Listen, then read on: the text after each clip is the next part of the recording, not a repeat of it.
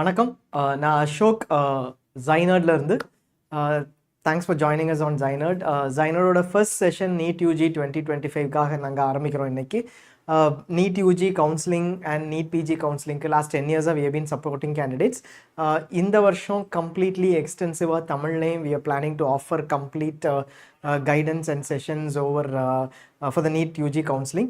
So இன்னைக்கு இருக்கிற session is a master class kind of. Master கிளாஸுங்கிறது வந்து கம்ப்ளீட் லிஸ்ட் ஆஃப் வெபினார்ஸ், ஒரு 10 to 15 வெபினார்ஸ், எல்லா பார்ட்ஸ் ஆஃப் கவுன்சிலிங்கே உங்களுக்கு எப்படி நடக்குது, என்ன டேட்டா உங்களுக்கு தேவைப்படும், என்ன டெசிஷன்ஸ் எடுக்கணும், என்ன நீங்கள் ரெடியாக இருக்கணும் அப்படிங்கிறது எல்லாமே உங்களுக்கு உங்ககிட்ட எடுத்துகிட்டு வர்றதுக்காக ஒரு சீரீஸ் ஆஃப் வெபினார்ஸ் ரன் பண்ணுறோம். அந்த வெபினாரோட ஸ்டார்ட் தான் இன்னைக்கு possibly for the first hour ஒரு ப்ரீஃபாக எப்படி நீட் யூஜி கவுன்சிலிங் நடக்குது அப்படிங்கிறதையும், ஸ்ட்ரக்சர்டாக எப்படி நீட் யூஜி கவுன்சிலிங் அட்டன் பண்ணுறது அப்படிங்கிறதையும் மென்ஷன் பண்ணுவோம்.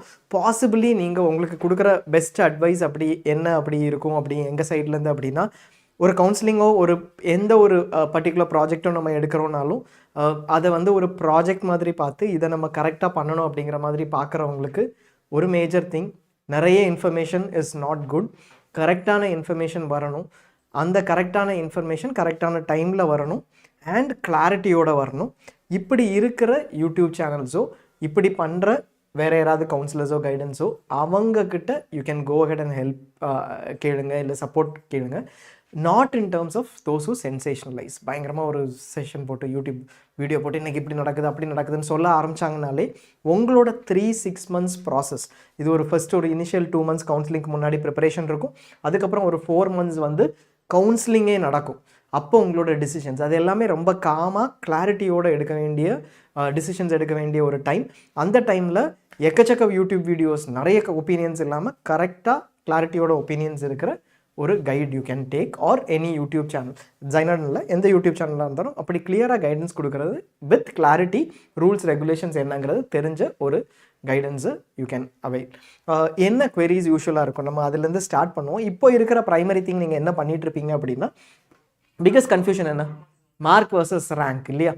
எனக்கு இந்த மார்க் கிடைக்கும்னு நான் நினைக்கிறேன், என்னோட பையன் இல்லை பொண்ணு இல்லை நான் வந்து இந்த மார்க் கிடைக்கும்னு நினைக்கிறேன், ஏன்னா நான் இந்த கொஸ்டின்ஸ்லாம் ஷேட் பண்ணினேன், இந்த கொஸ்டின்ஸ்க்கு இந்த ஆன்சர்ஸ் தான் ஷேட் பண்ணினேங்கிற என்னோட அண்டர்ஸ்டாண்டிங்கை வச்சு இத்தனை மார்க்ஸ் கிடைக்கும்னு நினைக்கிறேன். கொஸ்டின் பேப்பர் ரொம்ப டிஃபிகல்ட்டாக இருந்துச்சுங்கிறது தெரியும், டிஃபிகல்ட்டி லெவல் எல்லாருக்குமே இருந்துச்சுங்கிறது தெரியும். பட் எனக்கு கிடைக்கிற மார்க்ஸுக்கு என்ன ரேங்க் வருதுங்கிறது தான் என்னோட ப்ரையாரிட்டி கொஸ்டினாக இருக்கும் இல்லையா? ஃபர்ஸ்ட் கொஸ்டினே அதுவாக தான் இருக்கும். நம்ம யூஸ்வலாக ஒரு கவுன்சிலிங் ப்ராசஸ் அப்ரோச் பண்ணும்போது என்ன ரேங்க் கிடைக்குதுங்கிறதுலேருந்து தான் அப்ரோச் பண்ணுவோம். அந்த கொஸ்டின் ரொம்ப ரொம்ப கிரிட்டிக்கல். நம்ம அந்த கொஸ்டினை ஹேண்டில் பண்ணுவோம். இன்றைக்கி நீங்கள் ஒரு 20-30 யூடியூப் சேனல் பார்த்துட்டே இருப்பீங்க. மோஸ்ட் ஆஃப் த யூடியூப் சேனல்ஸில் நம்ம பார்க்கும்போதே என்ன நினச்சி பார்ப்போம்னா, ஏற்கனவே டிஃபிகல்ட்டி லெவல் நிறைய இருந்துச்சு. ஸோ என்னோட மார்க் நான் 510 எதிர்பார்க்குறேன் அப்படின்னா 510க்கு லோவஸ்ட் ரேங்காக யார் போடுறாங்க அப்படிங்கிறதையே நம்ம பார்ப்போம். அப்படி நடந்துடாதா அப்படிங்கிற மாதிரி தான் நமக்கும் எண்ணம் இருக்கும் இல்லையா? 510க்கு பெஸ்ட் ரேங்க் என்ன கிடைக்கணும், மேபி 510க்கு ஒரு 20,000 15,000 அந்த மாதிரி யாராவது போட்டாங்க அப்படின்னா ஓகே இப்படி நடந்துடாதா அப்படிங்கிறது இருக்கும். இப்படி நடக்கிறது நம்ம கையில் இல்லை, அந்த யூடியூப் சேனல் கையிலையும் இல்லை, அவங்களோட ப்ரெடிக்ஷன்ஸ் கரெக்டாக இருக்குமா இல்லையாங்கிறதும் இல்லை. எப்படி இருந்தாலும் நமக்கு ஜூனில் இது தெரிய போகுது. பட் அதுக்கு இடையில் இருக்கிற டைமில் இந்த மார்க்ஸை வச்சு ப்ரெடிக்ஷன்ஸ் பண்ணும்போது அந்த ப்ரெடிக்ஷன்ஸ் கரெக்டாக இருக்கா இல்லையாங்கிறதையாவது எவாலுவேட் பண்ணணும். இல்லை இருக்கிற ப்ரெடிக்ஷன்ஸோ நிறைய பேர் ப்ரெடிக்ட் பண்ணியிருக்காங்க, இதில் எப்படி பெட்டராக நம்ம அப்ரோச் பண்ண முடியும், இதுக்கு என்ன ரேங்க்குங்கிற ரேஞ்சை எடுத்துக்க முடியுங்கிறதும் இந்த வீடியோவில் நம்ம பார்க்கலாம். ஃபர்ஸ்ட்டு query அண்ட் கன்ஃபியூஷன்ஸ் என்ன இருக்குன்னு பார்க்கலாம். ரொம்ப ப்ரீஃபாக இதை நம்ம எல்லா queries நமக்கு வந்த யூஸ்வலாக வரக்கூடிய queries எல்லாத்தையுமே போட்டிருக்கோம். நமக்கு என்ன கொஸ்டின்ஸ் வரும், முதல்ல டிஃபிகல்ட்டி லெவல் கஷ்டமாக இருந்துச்சு, டிஃபிகல்ட்டி லெவல் ஹையாக இருந்துச்சு, இப்போது இதனால் என்ன இம்பாக்ட் அப்படிங்கிறது ஒரு விஷயம் நம்ம தெரிஞ்சுக்கணும். நம்ம டிஃபிகல்ட்டி லெவல் ஹையாக இருந்துச்சுங்கிறதுனால நிறைய ரிஜெக்டட் கேண்டிடேட்ஸ் நம்ம பார்க்குறோம். பட் டிஃபிகல்ட்டி லெவல் ஹையாக இருந்துச்சுங்கிறது எல்லாருக்குமே இருக்குது. ஸோ லெட்டஸே ஒரு சிம்பிள் கொஸ்டின் பேப்பர் இருக்குது. அந்த சிம்பிள் கொஸ்டின் பேப்பரில் நீங்கள் 600 மார்க் எடுக்கணும்னு உங்களுக்கு நீங்கள் முன்னாடியே எக்ஸாம்ஸ் எழுதும்போது 600 மார்க்ஸ் எடுத்துகிட்டு இருந்தீங்க. இந்த சிம்பிளாக இருந்துச்சுன்னா அதே மாதிரி இருந்துச்சுன்னா நான் 600 மார்க்ஸ் எடுப்பேன்னு நினச்சிட்டு இருக்கீங்கன்னு வச்சுக்கோங்க. இதே மாதிரி 600 மார்க்ஸ் நிறைய பேர் அந்த சிம்பிள் கொஸ்டின் பேப்பரில் எடுத்திருப்பாங்க. இப்போ உங்களுக்கு டிஃபிகல்ட்டி லெவல் ஹையராக இருக்கிறதுனால நீங்கள் 500 and some மார்க்ஸ் எடுக்க போகிறீங்க. இந்த டிஃபிகல்ட்டி லெவல் யார் 600 மார்க்ஸ் ஏற்கனவே எடுத்திருப்பாங்களோ அவங்க எல்லாருக்குமே இந்த டிஃபிகல்ட்டி லெவல் தான் எடுத்திருக்கும், கரெக்டாக? ஸோ உங்களுக்கான அந்த பர்டிகுலர் செட் ஆஃப் பீப்புள் எக்ஸாக்டாக அப்படின்னு சொல்லிட முடியாது. பட் ஸ்டில் மெஜாரிட்டியாக இருக்கிறவங்க இதே மாதிரி ஒரு இடத்துக்கு திருப்பி வந்துடுவாங்க. அவங்களுக்கும் இன்றைக்கி என்ன சினாரியோவில் இருப்பாங்கன்னா, நமக்கு 500 சம்திங் தான் கிடைக்கும், அந்த 500 அண்ட் சம்திங் மார்க்ஸ் வச்சு நமக்கு ரேங்க் குறைஞ்சிருமோன்னு இருப்பாங்க.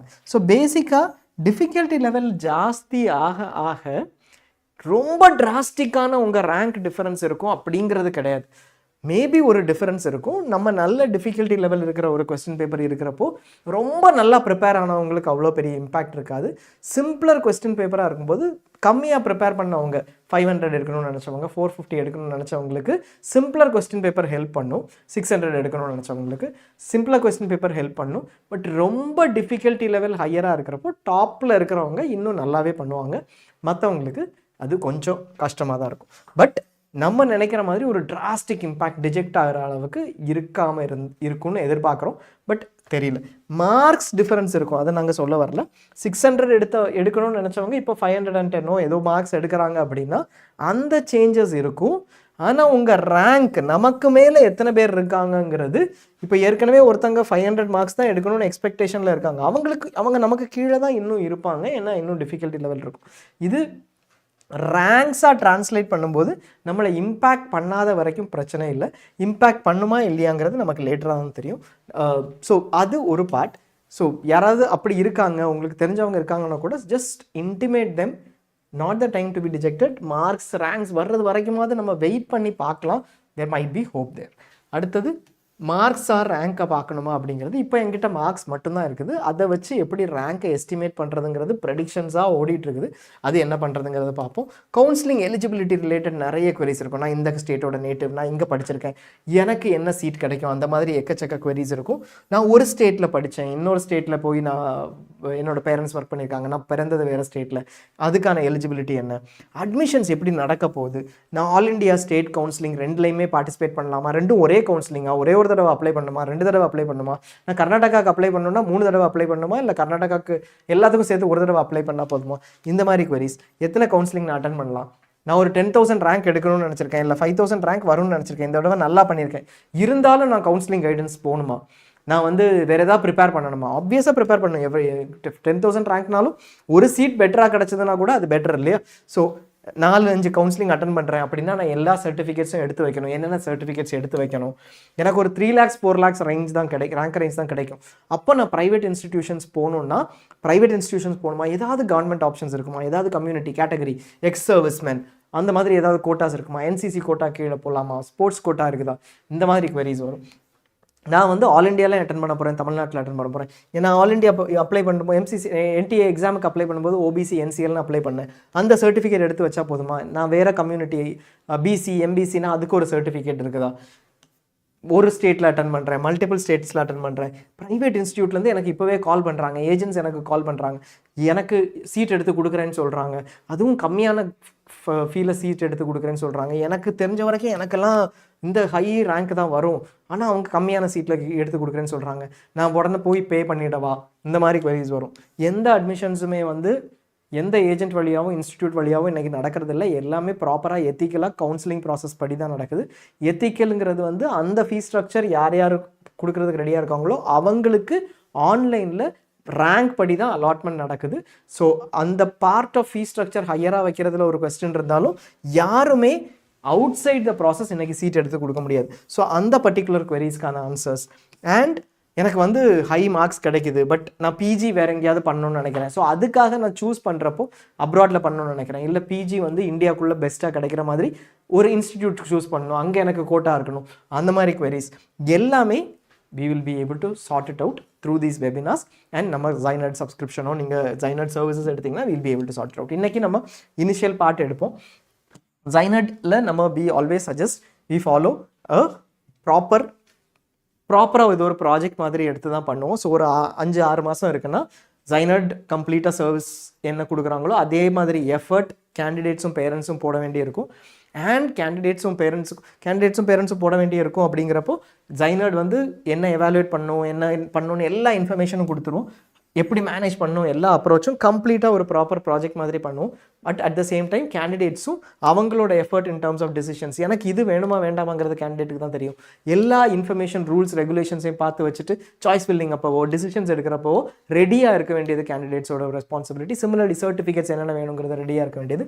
இதை எப்படி அப்ரோச் பண்ணுவோம்னா, ஃபர்ஸ்ட் ஒரு initial guidance on how to manage the counselling இன்னையிலேருந்து ஆரம்பிச்சிருக்கோம். Second, counselling and seeds available, என்னென்ன கவுன்சிலிங் இருக்குது, எங்கெங்கே சீட்ஸ் அவைலபிளாக இருக்குது, அது எப்படி ஸ்ப்ளிட் ஆகிருக்கு, இதுதான் ஸ்டார்ட் பாயிண்ட் இல்லையா. நான் என்னோட ரேங்க் இதுன்னு எக்ஸ்பெக்ட் பண்ணுறேன். இப்போதைக்கு எனக்கு இவ்வளோ தான் தெரியும், இதுலேருந்து இது வரைக்கும் வரலாம்ப்பா அப்படிங்கிற மாதிரி தெரியும். இதிலேருந்து நான் எப்படி ஸ்டார்ட் பண்ணுறது? ஃபர்ஸ்ட்டு சீட் என்னென்ன இருக்குது, ரேங்க்கை பார்த்தோன்னே எனக்கு இந்த காலேஜ் கிடைக்குமான்னு நினைப்போம். அந்த சீட் எந்தெந்த கவுன்சிலிங்க்கு உள்ளே வருது, இதெல்லாம் எனக்கு கிடைக்குமான்னு நான் நினைக்கிறேன். அந்த சீட் எந்த கவுன்சிலிங்க்குள்ளே வருது, அந்த கவுன்சிலிங்குள்ளே போய் பார்த்தா தான் எனக்கு அது பாசிபிளாக இல்லையாங்கிறது தெரியும். இது முடிச்சது அப்போ ஃபர்ஸ்ட் ஸ்டெப் வந்து இந்த சீட் எந்த கவுன்சிலிங் கீழே வருது. கவுன்சிலிங்கிறது admission process. Madras medical college இருக்குதுன்னா 250 சீட் இருக்குன்னா 37 சீட் ஒரு கவுன்சிலிங் கீழே வருது. இன்னொரு 213 சீட் இன்னொரு கவுன்சிலிங் கீழே வருது. இதுக்கு பேர் ஆல் இண்டியா கவுன்சிலிங், இல்லை எம்சிசி கண்டக்ட் பண்ணுறாங்க. இதுக்கு பேர் state counselling, Tamil Nadu DME conduct பண்ணுறாங்க. இந்த இன்ஃபர்மேஷன் எனக்கு தெரியணும். நான் மெட்ராஸ் மெடிக்கல் காலேஜ் போகிறேன்னா, இது மாதிரி எந்த காலேஜ் தமிழ்நாட்டில் இருக்கக்கூடிய கவர்மெண்ட் காலேஜஸ் போகிறேன்னா, ப்ரைவேட் காலேஜஸ் போகிறேன்னா அது எந்த கவுன்சிலிங் கீழே வருது, அந்த இன்ஃபர்மேஷனை ஃபஸ்ட்டு ஸ்டார்ட் பண்ணி அந்த இன்ஃபர்மேஷன் எடுத்துட்டோம் அப்படின்னா அந்த கவுன்சிலிங்க்கு நான் எலிஜிபிளாக இல்லையாங்கிற கொஸ்டின் அடுத்தது வரும். இந்த கவுன்சிலிங் நான் போகிறேன், இந்த கவுன்சிலிங் 2 கவுன்சிலிங் இருக்குது மெட்ராஸ் மெடிக்கல் காலேஜுக்கு, இது ரெண்டுலேயும் நான் எலிஜிபிளாக இல்லையா, எலிஜிபிலிட்டிக்கு என்னென்ன வேணும் அப்படிங்கிறது அடுத்தது. எலிஜிபிளாக இருந்ததுக்கு அப்புறம் என்னோட பாசிபிலிட்டி, நான் இந்த ரேங்க்லேருந்து 10,000லேருந்து லெட்டஸ் சே 20,000லேருந்து 30,000 வரைக்கும் எடுக்கிறேன். இதுதான் என்ன நான் நினச்சி வச்சுருக்கேன். இந்த 22,000 to 30,000 எனக்கு என்ன சீட் அந்த கவுன்சிலிங்கில் கிடைக்கும். நான் நிறைய மெட்ராஸ் மெடிக்கல் காலேஜ் மாதிரி ஒரு 10-20 இன்ஸ்டியூட் வச்சுருக்கேன். அதில் எனக்கு மெட்ராஸ் மெடிக்கல் காலேஜ் கிடைக்கிறதுக்கு மேபி சான்ஸ் இருக்காது. அப்போ நான் அடுத்த இன்ஸ்டிடியூட்ஸ் என்ன இருக்கோ அதை பாசிபிலிட்டியை எடுத்துகிட்டு அடுத்தது அஃபோர்டபிலிட்டி. பாசிபிலிட்டிங்கிறது வில் கிவ் யூ என்னென்ன பாசிபிள் அப்படிங்கிறது. ஸோ ஒரு கவுன்சிலிங்குள்ளே நான் எதிர்பார்க்குற சீட்ஸில் இதெல்லாம் எனக்கு பாசிபிள், அது எனக்கு அஃபோர்டபுள். அஃபோர்டபுள்ங்கிறது ஃபீயாக இருக்கலாம், என்னோட டிஸ்டன்ஸாக இருக்கலாம். சிலருக்கு வந்து இந்த ஏரியாவுக்குள்ளே தான் நான் டெல்லிக்கு அனுப்ப மாட்டேன், ஆல் இண்டியா கவுன்சிலிங்கில் டெல்லிக்கு அனுப்ப மாட்டேன் அப்படிங்கிற மாதிரி இருக்காங்க. ஐஎம்ஸ் டெல்லியே கிடச்சாலும் அனுப்ப மாட்டேன்னு சொல்கிற பேரண்ட்ஸ் இருக்காங்க, இருக்கிறதுலே பெஸ்ட் இன்ஸ்டியூட்னாலும். அந்த மாதிரி இருக்கிறப்போ அந்த டிசிஷன்ஸ் கரெக்டாக அஃபோர்டபுளாக இல்லையா அப்படிங்கிற மாதிரி டிசிஷன்ஸ், எனக்கு ட்ராவல் அஃபோர்டபுளாக இல்லை கிட்ட பக்கத்துலேயே வச்சுருக்கணுமா, அந்த மாதிரி கொஸ்டின்ஸ். வேறு நிறைய ஃபேக்டர்ஸ், ஹாஸ்டல் அது இது அந்த மாதிரி எக்கச்சக்க ஃபேக்டர்ஸ், அதெல்லாம் பேஸ் பண்ணி இந்த சீட்ஸை எவாலுவேட் பண்ண வேண்டியிருக்கும். எப்படி எனக்கு கிடைக்கிற சீட்ஸ் எல்லாமே, இது எல்லாமே எனக்கு கிடைக்கிற சீட்ஸ், இதை நான் எவாலுவேட் பண்ணி இந்த 10 சீட்ஸ் எனக்கு கிடைக்கும் அப்படின்னா நான் அதை இந்த ஆர்டரில் போட போகிறேன். மேபி 5வது இருக்கிறது தான் எல்லாருமே ஃபஸ்ட்டு சூஸ் பண்ணுவாங்களா இருக்கும். ஆனால் என்னை பொறுத்த வரைக்கும் இதை விட இந்த சீட் பெட்டர். ஏன்னா எனக்கு இந்த ஃபேக்டர்ஸ் எல்லாம் இருக்குது, எனக்கு இது இம்பார்ட்டண்ட்டாக தெரியுது. அதுக்கான ஒரு டிஸ்கஷன், கரெக்டாக நீங்கள் செலக்ட் பண்ணுற ஃபேக்டர்ஸ். பக்கத்துலேயே இருக்கணும்னு சொல்லிட்டு ஒரு பெரிய ஆப்பர்ச்சுனிட்டி, பிஜி கிடைக்கிறது வரைக்கும் இருக்கிற ஆப்பர்ச்சுனிட்டி இருக்கிற ஒரு சூப்பர் இன்ஸ்டியூட்டை விட்டுறாதீங்க அப்படின்னு யாராவது சஜஸ்ட் பண்ணுறாங்கன்னா அந்த சஜஷனை நம்ம எடுத்துக்க வேண்டாமா. இந்த complete discussion on seat evaluation. அதுக்கப்புறம் இந்த as you do that parallelly certificate and documents. நமக்கு இப்போ தமிழ்நாடு கவுன்சிலிங் அட்டன் பண்ணுறோம், இல்லை ஆல் இண்டியா கவுன்சிலிங் அட்டன் பண்ணுறோம்னா தமிழ்நாட்டுக்கு பிசி எம்பிசி இல்லை பிசிஎம் எஸ்சி எஸ்டி இந்த கேட்டகரிஸ் இருக்குது. இதுக்கு நான் ஒரு சர்டிஃபிகேட் எடுக்கணும். நேட்டிவிட்டி சர்டிஃபிகேட் எடுக்க வேண்டியிருக்கும். தமிழ்நாடு கவுன்சிலிங்க்கு தமிழ்நாடு நேட்டிவ் கேண்டிடேட்ஸ் தான் எலிஜிபிள், இல்லை Tamil Nadu 6th to 12th படிச்சிருக்கிற candidates தான் எலிஜிபிள்னா நான் இந்த சர்டிஃபிகேட்ஸ் எடுக்க வேண்டியிருக்கும். மைனாரிட்டி கோட்டாக்கு நான் எலிஜிபிலிட்டி இருக்குது, நான் கிறிஸ்டியன் மைனாரிட்டி, நான் மலையாள மைனாரிட்டி, தெலுங்கு மைனாரிட்டி, அந்த கோட்டா சீட்ஸை நான் எடுக்கணும்னு நினைக்கிறேன். சிஎம்சியில் வெரி குட் சீட்ஸ் இருக்குது, அதை நான் எடுக்கணும்னு நினைக்கிறேன்னா இந்த கிறிஸ்டியன் மைனாரிட்டி சர்டிஃபிகேட் எடுத்து வைக்கணும். ஸோ இந்த entire list of certificates and documents நான் எடுக்கிற இந்த லிஸ்ட் ஆஃப் இன்ஸ்டிடியூட்ஸில் ஸ்ட்ரக்சர்டாக அடுத்தது இது என்னென்ன எடுக்கணும் அப்படிங்கிறத லிஸ்ட் அவுட் பண்ணி அந்த சர்டிஃபிகேட்ஸை இப்போவே அப்ளை பண்ண ஆரம்பிக்கணும். எப்போ கவுன்சிலிங் ஆரம்பிக்கும்? மேபி ஜூனில் 14th ரிசல்ட்ஸ் வருது அப்படின்னா அதுக்கப்புறம் ஒரு 1 monthக்குள்ளே கவுன்சிலிங் ஆரம்பிச்சிடும். மோஸ்ட் லைக்லி ஜூலை 14th ஆரம்பிச்சிடும். ஜூலையிலே ஆரம்பிக்கிறதுக்கும் சான்ஸ் இருக்குது. ஜூலை 14th அந்த 2nd வீக்கில் ஆரம்பிச்சிடும். இதுதான் ஐடியல் டைம்லைன். ஸோ இப்போ ஜூலை 14th கவுன்சிலிங் ஆரம்பிச்சிருச்சுன்னா நான் ஜூன் எண்டில் போய் சர்டிஃபிகேட்ஸ் அப்ளை பண்ண முடியாது. எப்போ அப்ளை பண்ணணும்? இப்போவே அப்ளை பண்ணணும். அப்ளை பண்ணுறதுக்கு எனக்கு என்னென்ன சர்டிஃபிகேட்ஸ் தேவைன்னு தெரியணும், அதுக்காக எனக்கு என்னென்ன கவுன்சிலிங்ஸ் நான் அட்டன் பண்ண போகிறேங்கிறது தெரியணும். நான் வெறும் தமிழ்நாடு ஸ்டேட் கவுன்சிலிங்கும் ஆல் இண்டியா கவுன்சிலிங்கும் மட்டும் இப்போதைக்கு நினச்சி வச்சுருந்தேன். ஏன்னா ஒருவேளை எனக்கு கிடச்சிடணும். பட் ரேங்க் வந்ததுக்கப்புறம் ஜூன் 14 தான் எனக்கு என்ன தெரிஞ்சுது, கர்நாடகாவில் தான் பெட்டர் சீட்ஸ் கிடச்சிருக்கும், எனக்கு தமிழ்நாட்டில் எதுவுமே கிடைக்காதுங்கிற பாசிபிலிட்டி இருக்குது. இப்போ நான் கர்நாடகாவுக்கு போகிறேன்.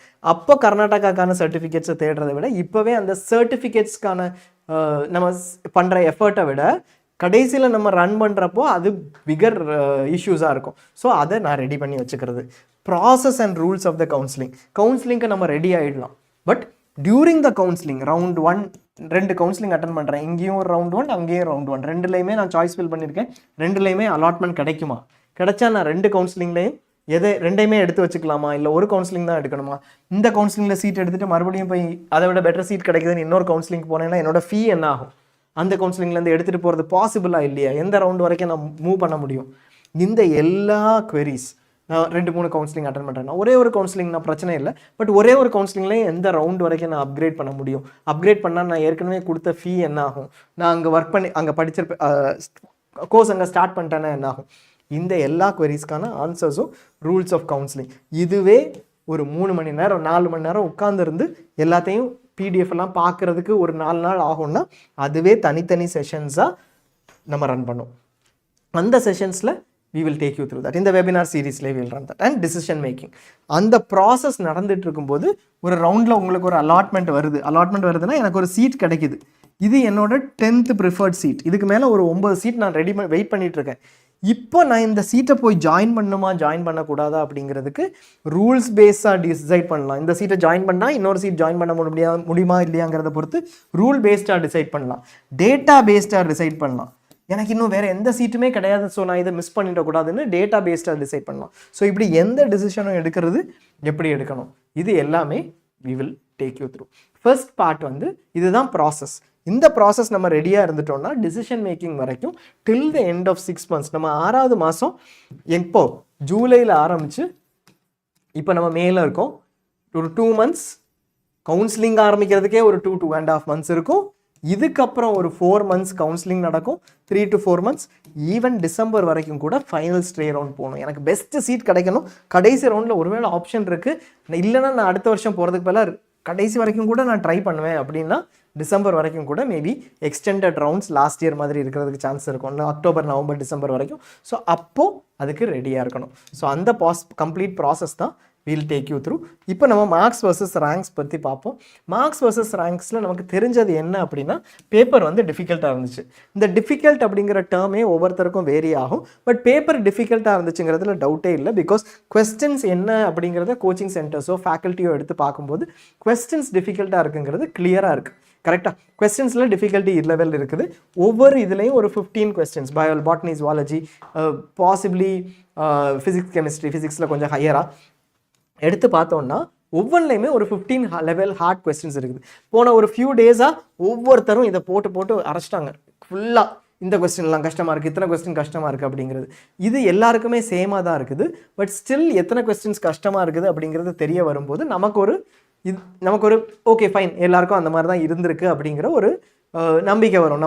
நம்ம மட்டும் இல்லை, எல்லாருமே அது மாதிரி ஃபீல் பண்ணியிருக்காங்க அப்படிங்கிறது. இந்த பேப்பர் வாஸ் டிஃபிகல்ட்.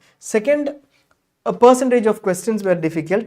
lengthier questionsனால தான் பேப்பர் டிஃபிகல்ட்டாக இருந்துச்சு அப்படிங்கிறதும் இருக்குது. சில இதில் யூஸ்வலாக கேட்குற மாதிரி லாஸ்ட் இயர் கொஸ்டின் பேப்பர்ஸில் டைரக்ட் ஆன்சர்ஸாக இல்லாமல் ரீட் பண்ண வேண்டியது இருந்ததுனால அப்படி ப்ரிப்பேர்ட் ஆகாமல் இருந்தவங்களுக்கு டைம் அவைலபிலிட்டி ஒரு கன்ஸ்ட்ரெயின்ட்டாக இருந்திருக்கு. நிறைய பேர் அதே மாதிரி ப்ரிப்பேர்ட் ஆகாமல் இருந்திருக்கலாம், இல்லை நார்மல் டைம் லைன் மாதிரியே போயிருக்கலாம். பட் ஃபைனலாக ரியலைஸ் பண்ணியிருக்கலாம் இந்த டைம் எனக்கு கம்மியாக இருந்துச்சுன்னு அந்த டென்ஷனில் விட்டுருக்கலாம். ஸோ இது ஒரு பார்ட். பட் அதர் ஃபேக்டர்ஸும் இருக்குது. Lesser number of participants, what is a correlation. இது இந்த வருஷம் லாஸ்ட் இயர் 23.3 லட்சத்துக்கிட்ட எடுத்துனாங்க இல்லையா. இந்த வருஷம் அப்ளை பண்ணுறப்போவே 23.3 லட்சம் பேர் தான் அப்ளை பண்ணோன்னு சொல்லியிருந்தாங்க. இப்போ வந்திருக்கிற ரெஃபரன்ஸஸ் படி 21 lakhs கிட்ட, ஒரு 20.5 lakhsலேருந்து 21 lakhs ஒரு 22 lakhs வரைக்கும் தான் எழுதியிருப்பாங்க. மேபி ஒரு 10% இதில் குறைஞ்சிருக்கலாம், 10% கம்மியாக எழுதியிருப்பாங்கன்னு சொல்கிறாங்க. அப்படி சொல்கிறதுனால எக்ஸாக்டாக 10% குறையுமான்னு கேட்டால் அதாவது எனக்கு காம்படிஷனே 10% குறையுமா, கட் ஆஃப் எல்லாம் 10 அப்படி நடக்காது. பேசிக்காக யூஸ்வலாக ஒரு எக்ஸாமில் ரொம்ப வருஷங்கள் திருப்பி எழுதிட்டு இருக்கிறவங்களோ இல்லை எக்ஸாமில் நம்பிக்கை போனதுனால லாஸ்ட் இயர் ஸ்கேம்ஸ் நடந்துச்சு, எப்படி இருந்தாலும் நமக்கு வந்து 140 150 தான் கிடச்சிதுன்னா அது எழுதுறது பிரயோஜனம் இல்லை அப்படிங்கிறது தெரிஞ்ச நிறைய பேர். கவர்மெண்ட் தான் நான் எடுக்க போகிறேன், பட் எப்படியும் எனக்கு 140 150 தான் கிடைக்குது அப்படிங்கிறதுனால எக்ஸாம் எழுதாமல் முன்னாடி சும்மா ட்ரை பண்ணுவோன்னு நினச்சிட்டு இருந்த நிறைய பேருக்கு இப்போ அந்த ரியலைசேஷன் வந்திருக்குது. ஸோ அந்த மாதிரி இருக்கிற நிறைய பேர் எழுதாமல் இருந்தாங்கன்னா என்ன ஆகும் அப்படின்னா, இந்த 23.3 லட்சத்தில் லோவராக பெர்ஃபார்ம் பண்ணுற நிறைய பேர் தான் எக்ஸாமை மிஸ் பண்ணுவாங்க. மேலே இருக்கிற பாப்புலேஷன் அப்படியே தான் இருக்கும். அந்த ரேங்க்ஸில் நமக்கு பெரிய ஷிஃப்ட்ஸ் வராது. ஹோப்ஃபுல்லி ரொம்ப அப்படி இல்லாமல் ஆக்சுவலாகவே காம்படிஷன் கம்மியாக இருந்துச்சு அப்படின்னா எக்ஸாக்ட் 10% நமக்கு நடக்கலைன்னா கூட ஒரு ஸ்லைட் அட்வான்டேஜ் 5% பெட்டர்மெண்ட்டோ லாஸ்ட் இயர்லேருந்து கொஞ்சம் பெட்டராக இருந்துச்சுன்னா அது ஒரு அட்வான்டேஜ் தான். செகண்ட், ஸ்டூடெண்ட்ஸ் ரெஸ்பாண்ட் வெரி டிஃபிகல்ட்னு ஒரு ஸ்டூடெண்ட் சொல்கிறப்போ, ரொம்ப டிஃபிகல்ட்னு ஒரு ஸ்டூடெண்ட் வெளியில் வந்து சொல்கிறப்போ ஆக்சுவலாகவே அந்த query வந்து பேரண்ட்ஸ் கிட்ட இருந்து வரும்போது ஸ்டூடெண்ட்ஸ் பயங்கர ப்ரெஷரில் இருப்பாங்க. என்ன வெளியில் வந்த உடனே வந்து எப்படி எழுதுனீங்க அப்படின்னு கேட்ட உடனே நல்லா எழுதுனா கூட நல்லா எழுதுனேன்னு சொல்கிற ஸ்டூடெண்ட்ஸ் எவ்ரி இயர் இருப்பாங்க. நான் 450 எதிர்பார்க்குறேன்னு சொல்கிற ஸ்டூடெண்ட்ஸ் கடைசியில் 230 வாங்குகிற ஸ்டூடெண்ட்ஸ் இருப்பாங்க. இது ஒரு அன்ஃபார்ச்சுனேட் திங். ஏன்னா பேரண்ட்ஸோட ப்ரெஷர்னால அட்லீஸ்ட் அந்த 1.5 மாதம் 2 மாதம் கொஞ்சம் நம்மளை ப்ரெஷரைஸ் பண்ணாமல் இருப்பாங்க அப்படிங்கிறதுக்காக ஆக்சுவல் பெர்ஃபார்மன்ஸை வெளியில் சொல்லாமல் இருக்கிறவங்க. இது இன்னும் டிஃபிகல்ட்டாக இருக்கிறப்போ, டிஃபிகல்ட்டாக இருந்துச்சு அப்படிங்கிறத நமக்கு கொஸ்டின் டிஃபிகல்ட்டாக இருந்துச்சுன்னு எல்லாருக்குமே தெரியும், அதில் டவுட்டே கிடையாது.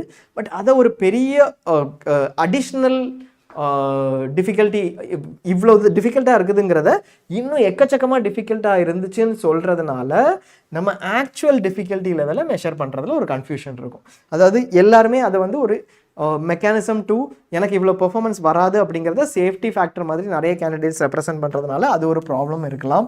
மேபி டிஃபிகல்ட்டி லெவல் எவ்வளவு அப்படிங்கிறது தெரியாமல் இன்றைக்கி வந்து 650 மார்க்ஸ் லாஸ்ட் இயருக்கு ஒரு பர்டிகுலர் ரேங்க் கிடச்சிருக்குது, 655 மார்க்கு 25,000 ரேங்க் கிடச்சிருக்குன்னா இன்றைக்கி சில யூடியூப் சேனல்ஸ் 530க்கு 120 மார்க் டிஃப்ரென்ஸ் அதே 25,000 ரேங்க் கிடைக்கும்னு சொல்லி போட்டுட்ருக்காங்க.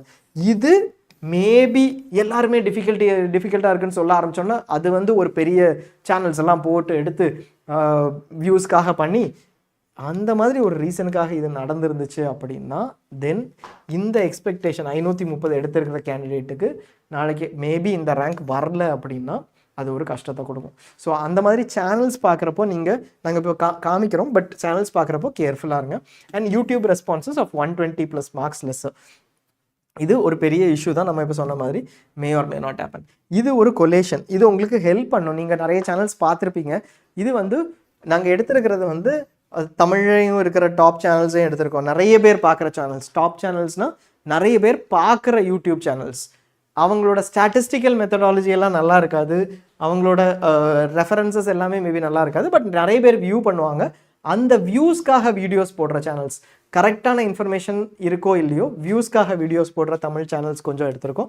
அண்ட் அதே போல் கோச்சிங் சென்டர்ஸ், இந்தியாவிலே பெஸ்ட் கோச்சிங் சென்டர்ஸ், அவங்களோட ப்ரெடிக்ஷன்ஸ் அதை எடுத்திருக்கோம். ஸோ இது எல்லாமே கோச்சிங் சென்டர்ஸ் அண்ட் இருக்கிற வெப்சைட்ஸ் எல்லாத்தோட ப்ரெடிக்ஷன்ஸையும் எடுத்திருக்கோம். என்ன ப்ரெடிக்ஷன் அவங்க பண்ணியிருக்காங்க அப்படின்னா, இந்த வருஷம் ரேங்க் 10,000 வரணும்னா என்ன மார்க்குன்னு அவங்க சொன்னாங்களோ அதை தான் இங்கே எடுத்திருக்கோம். சிலர் சொல்லலை, அதில் தான் ஹைஃபன் இருக்குது. சில ரேஞ்சஸ்க்கு மட்டும்தான் சொல்லியிருக்காங்க. ஸோ சொல்லாத ரேஞ்சஸ்க்கு அப்படியே நாங்கள் விட்டுருக்கோம். இப்போ ரேங்க் 10,000 வேணும் அப்படின்னா, ரேங்க் 10,000 என்ன ரெஃபரன்ஸ்? ரேங்க் 10,000 எடுத்தால் கண்டிப்பாக கவர்மெண்ட் சீட் கிடைக்கும். கேட்டகரி எந்த கேட்டகரியாக இருந்தாலும் ஒரு கவர்மெண்ட் சீட் கிடைக்கும், நல்ல சீட்டே கிடைக்கும், ப்ராப்ளமே இல்லை. டீசன்ட் ஸ்டேட் கோட்டாவில் ரொம்ப நல்ல சீட்டே கிடைக்கும். அந்த மாதிரி தான் ரேங்க் 1000 இருக்கிறது. அது போக ரேங்க் 15,000 எடுத்தீங்க அப்படின்னா இந்த ரேங்க் 25,000 கிட்ட போகும்போது கிட்டத்தட்ட ஓப்பன் கேட்டகரி கேண்டிடேட்ஸ்க்கு தமிழ்நாட்டில் சீட் கிடைக்கும். ஆல் இண்டியாவை பார்த்தீங்கன்னா அங்கே கவர்மெண்ட் சீட்ஸ் ஒரு 25,000ல் க்ளோஸ் ஆகிடும் ஆல் இண்டியா லெவலில். தமிழ்நாட்டில் பார்த்தீங்கன்னா ஒரு 50,000 போல் பிசி எம்பிசி கேட்டகரிஸுக்கு 56,000லேருந்து 67,000 வரைக்கும் க்ளோஸ் ஆகும். ஸோ இது அடுத்த ரெஃபரன்ஸ் பாயிண்ட். அண்ட் 1 lakh போல் நமக்கு 1,10,7,000க்கு லாஸ்ட் இயர் ப்ரைவேட் இன்ஸ்டிடியூட்ஸோட கவர்மெண்ட் கோட்டா சீட்ஸ் அந்த 4.35 lakhs 4.5 lakhsக்கு சீட்ஸ் இருக்கு இல்லையா, அது க்ளோஸ் ஆகும். ஸோ இந்த ரேங்க்குக்கு லாஸ்ட் இயர் இருக்கிற மார்க் தான் இங்கே மென்ஷன் பண்ணியிருக்கோம். 677 மார்க்ஸுங்கிறது லாஸ்ட் இயர் இருக்கிற மார்க். அந்த லாஸ்ட் இயர் இருக்கிற மார்க்குக்கு பதிலாக இந்த வருஷம் என்ன மார்க் எடுத்தா, இது 677 லாஸ்ட் இயர், இந்த வருஷம் என்ன மார்க் எடுத்தால் 10,000 கிடைக்குங்கிறத அவங்க ப்ரெடிக்ட் பண்ணியிருக்காங்க. ஸோ நீங்கள் பார்த்தீங்கன்னா யூடியூப் சேனல் 1 ப்ரெடிக்ட் பண்ணல, கோச்சிங் சென்டர் 1 வந்து 610 மார்க் எடுத்தால் தான், 60 மார்க் இதை விட கம்மி லாஸ்ட் இயரோட, 610 மார்க் எடுத்தால் தான் எனக்கு 10,000 கிடைக்கும்னு சொல்லியிருக்காங்க. அதே இது கோச்சிங் சென்டர் 3 எல்லாமே பெஸ்ட் கோச்சிங் சென்டர்ஸ், ஒன்று கேரளாவோடது, ஒன்று ஆல் இண்டியா லெவலில் இருக்கக்கூடிய 3 பெஸ்ட் கோச்சிங் சென்டர்ஸ், உங்களுக்கு பேர் அந்த 3மே இதில் இருக்குது. கோச்சிங் சென்டர் 4 இவங்க 2 பேரும் ஒரே மாதிரி சொல்லியிருக்காங்க. கோச்சிங் சென்டர் 5 599, கோச்சிங் சென்டர் 6 ரொம்ப ஹார்ஷாக 630 எடுத்தால் தான் கிடைக்கும்னு சொல்லியிருக்காங்க. இவங்களை பொறுத்த வரைக்கும் என்ன, 40 மார்க் தான் குறையும் இந்த இத்தனை கொஸ்டின்ஸ் டிஃபிகல்ட்டாக இருந்ததுனால. இவங்களை பொறுத்த வரைக்கும் 140 மார்க் குறையும். இது ஏன் நம்ம இப்படி சொல்கிறோம் அப்படின்னா, இது எல்லாமே ப்ரெடிக்ஷன்ஸ்க்கு ஒரு ஸ்டாட்டிஸ்டிக்கல் பேசிஸே கிடையாது. ஒரு நல்ல ப்ரெடிக்ஷன் இருக்கணும் அப்படின்னா எக்ஸாக்டாக ஒரு சர்வே ரன் பண்ணணும். அந்த சர்வேல டாப்பில் இருக்கவங்களும் சரி, லோவராக பர்ஃபார்ம் பண்ண எல்லாத்தோட டிஸ்ட்ரிபியூஷனும் ஈக்குவலாக இருக்கணும், டெமோகிராஃபி வைஸ் டிஸ்ட்ரிபியூஷனாக இருக்கணும். ஃபார் எக்ஸாம்பிள் ரூரலில் எத்தனை பேர் எழுதுனாங்க, அர்பனில் எத்தனை பேர் எழுதுனாங்க, இந்த ஸ்டேட்டில் எத்தனை பேர் எழுதுனாங்கிறதோட டிஸ்ட்ரிபியூஷன் இருக்கணும். அவங்களோட டெமோகிராஃபிக் ஃபேக்டர்ஸ், எத்தனை பேர் ப்ரிப்பேர் பண்ணவங்க எழுதுனாங்க, எத்தனை பேர் ப்ரிப்பேர் பண்ணாதவங்க எழுதுனாங்க, இது எல்லாத்தையுமே பார்த்து ஒரு 1000 பேர்கிட்ட கேட்டு, குறைஞ்சது ஒரு 5,000 பீப்புள் கிட்டையாவது கேட்டு, இந்த 24 லட்சம் பேர்கிட்ட எழுதுனது 20 லட்சம் பேர்னா அவங்க எப்படி ஒர்க் ஆகும் அப்படிங்கிற மாதிரி இந்த ஒரு ப்ராப்பர் சாம்பிள் எடுத்து பண்ணால் பெட்டராக இருக்கும். இவங்க பண்ணுறதெல்லாம் அவங்க கோச்சிங் சென்டர்லேருந்து யார் ரெஸ்பாண்ட் பண்ணாங்களோ, நம்ம இருக்கிற டெலிகிராம் குரூப்பில் யார் ரெஸ்பாண்ட் பண்ணுறாங்களோ, டெலிகிராம் குரூப்பில் 400 எடுக்கிற கேண்டிடேட் வந்து அவங்களோட மார்க்கை போடுவாங்களான்னு தெரியாது, 200 இருக்கிற கேண்டிடேட் போடவே மாட்டாங்க. ஸோ நம்ம பர்சன்டேஜஸ் எடுக்கும்போது 200 இருக்கிறவங்கள கன்சிடரே பண்ணாமல் டாப்பில் மட்டும்தான் பர்சன்டேஜஸ் இருக்குது, யாருக்குமே 200 கிடையாதுங்கிறத எடுத்துப்போம். ஸோ இந்த மாதிரி நிறைய டிஃப்ரென்சஸ் இருக்குது. இது எல்லாமே எதுக்காக சொல்கிறோன்னா, இது யாருமே ஸ்டாட்டிஸ்டிக்கலாக பண்ணுறதில்ல. நம்ம இன்றைக்கி வீடியோ பண்ணுறோம் அப்படிங்கிற ஒரே ரீசனுக்காக நாளைக்கு வீடியோ பண்ணணும், 3 நாளில் எல்லாரும் வீடியோ போட்டாங்க, வியூஸ் தான் நம்மளோட ரெவன்யூங்கிறதுக்காக பண்ணுறாங்க. It is very unfortunate. கொஞ்சம் சேனல்ஸ் இருக்காங்க, ரொம்ப நல்ல சேனல்ஸ், பண்ண மாட்டேன்னு சொல்கிற சேனல்ஸ் தமிழே இருக்காங்க, வெரி குட். பட் இந்த இது ஸ்டாட்டிஸ்டிக்கலி கரெக்ட் கிடையாது.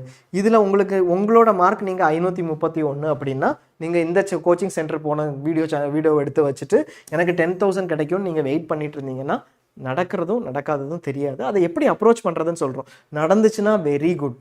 பட் அந்த ஹோப்பில் லாஸ்ட் இயர் மாதிரி மறுபடியும் ஒரு ஹோப்பை க்ரியேட் பண்ணுறாங்க. எப்போவுமே ஹோப் க்ரியேட் பண்ணி அதன் மூலமாக அதுக்கப்புறமா ஒரு நெகட்டிவ் திங் பண்ணுறது ரொம்ப நல்ல இது இல்லை. நீங்கள் எதுக்கும் ரெடியாக இருக்கிறது பெட்டர். நான் இதுதான் மார்க் அப்படின்னா, இங்கே 531 அவங்க 10,000 சொல்லியிருக்காங்க, அதே 531க்கு இன்னொரு பர்சன் 35,000 கிட்ட சொல்லியிருக்காங்க. அப்படிங்கிறத தெரிஞ்சுட்டு ரெண்டுக்குமே நம்ம ரெடியாக இருக்கிறது நல்லது. அதுதான் நம்ம அடுத்தது சொல்ல போகிறோம். இன்கேஸ் நமக்கு ஒரு சப்ஸ்கிரைபர் இருக்காங்க, அவங்க 610 மார்க் எக்ஸ்பெக்ட் பண்ணுறாங்கன்னு வச்சுப்போம். 610ங்கிறது கொஞ்சம் ஹை மார்க் தான், எக்ஸ்பெக்ட் பண்ணுறாங்கன்னு வச்சுப்போம். நம்ம என்ன சொல்லுவோம் அப்படின்னா, ஓகே ஃபைன், இவங்க எல்லாம் ப்ரெடிக்ட் பண்ணியிருக்காங்க, லாஸ்ட் இயரோட ப்ரெடிக்ஷனும் நமக்கு தெரியும் என்ன, 677 மார்க். இப்போ நம்ம ஒரு 50-60 மார்க் குறையும் அப்படின்னு எக்ஸ்பெக்ட் பண்ணுறோம். மினிமம் 50-60 மார்க் குறையும் அப்படிங்கிறத எக்ஸ்பெக்ட் பண்ணுறோம் எல்லாருக்குமே. மேபி அது 30-40 ஆச்சுன்னா இன்னும் வர்ஸ் ஆகும், பட் 50-60 மார்க் குறையும் எக்ஸ்பெக்ட் பண்ணுறோம். ஸோ 677 மார்க் எடுக்கிற ஒரு கேண்டிடேட் மாதிரி இங்கே 610 மார்க்ஸ் எடுத்தவங்களுக்கு எல்லாரும் என்ன சொல்கிறாங்க, கோச்சிங் சென்டர் 1 to 10,000க்கு கீழே வருவீங்க அப்படின்னு சொல்கிறாங்க. ஸோ இது ஒரு ரேஞ்ச். ரெண்டாவது இங்கே பார்த்தீங்க அப்படின்னா 15,000க்கு கீழே வருவீங்கன்னு இவங்க சொல்கிறாங்க. இந்த 2 கோச்சிங் சென்டரும் 2 வெப்சைட்டும் இவங்க 25,000க்கு கீழே வருவீங்கன்னு சொல்கிறாங்க. இது யாரோ கொடுத்த இன்ஃபர்மேஷன், நம்ம அதை கரெக்டுன்னு கூட நம்ம கன்சிடர் பண்ணல. இருந்தாலும் ஏதாவது ஒரு இது ரெஃபரன்ஸ் கரெக்டாக இருந்துச்சுன்னா கூட 10,000 to 25,610க்கு வர்றாங்க அப்படின்னு சொல்லி இவங்கெல்லாம் சொல்கிறாங்க. கரெக்டாக இருக்கணும்னு அவசியம் இல்லை. இதை நம்ம எடுத்து வச்சுக்குவோம். ரெண்டாவது, நம்ம ஒரு 50-60 மார்க்ஸாவது குறையும் அப்படின்னு எக்ஸ்பெக்ட் பண்ணுறோம். மினிமம் குறையும் அப்படின்னு எக்ஸ்பெக்ட் பண்ணுறோன்னா நம்மளோட எக்ஸ்பெக்டேஷனை பொறுத்த வரைக்கும் 610னா 677லேருந்து ஒரு 50-60 குறைஞ்சிது அப்படின்னா 670 எங்கே இருந்துச்சோ அதுக்கு ஈக்குவலண்ட் இல்லையா. 670லேருந்து ஒரு 60 மார்க் குறையுது. 50 மார்க்னா இங்கே எடுத்துக்கலாம். ஸோ 50 மார்க்னா உங்களுக்கு 640-50 அதுலேருந்து ஒரு 50 மார்க்ஸ் குறையுதுன்னு எடுத்துக்கலாம். ஸோ 650லேருந்து எடுத்துக்கலாம். ஸோ அந்த மாதிரி நம்ம எடுத்துக்கிட்டு 650யோ லாஸ்ட் இயர் 670யோ என்ன இருந்துச்சு அப்படிங்கிறத பார்த்தோம்னா அதுவும் ஒரு 25,000 to 30,000 வருது. கரெக்டாக 610 மார்க் நான் எடுக்கிறேன், 670 போய் ரெஃபர் பண்ணுறேன், 15,000 வருது. இல்லை 655 ரெஃபர் பண்ணுறேன்னா 25,000 வருது. ஸோ 25,000 to 30,000 வருது. ஸோ என்னோட ரேங்க் ரேஞ்ச் யூஸ்வலாக நம்ம என்ன பண்ணுவோம்னா 10,000 ரேங்க் அப்படின்னு கொஞ்சம் கான்ஃபிடென்ட்டாக ப்ரீவியஸ் இயர் பார்த்து இருந்தோம்னா ஒரு 10,000 to 15,000 வரைக்கும் எடுத்துக்கோங்கன்னு சொல்லுவோம். இப்போது 10,000லேருந்து 30,000 வரைக்கும் ஒரு ரேங்க் ரேஞ்ச் உங்களுக்கு எடுங்க அப்படிங்கிறத மென்ஷன் பண்ணுறோம். ஸோ அது இஸ் த நெக்ஸ்ட் ஸ்டெப். 610 நான் எதிர்பார்க்குறேன்.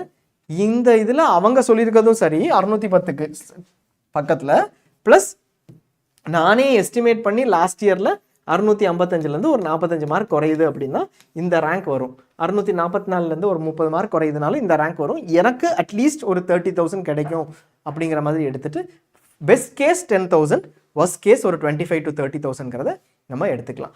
இது வந்து ஒரு லார்ஜ் ரேங்க் ரேஞ்ச் எடுத்துக்கணும்.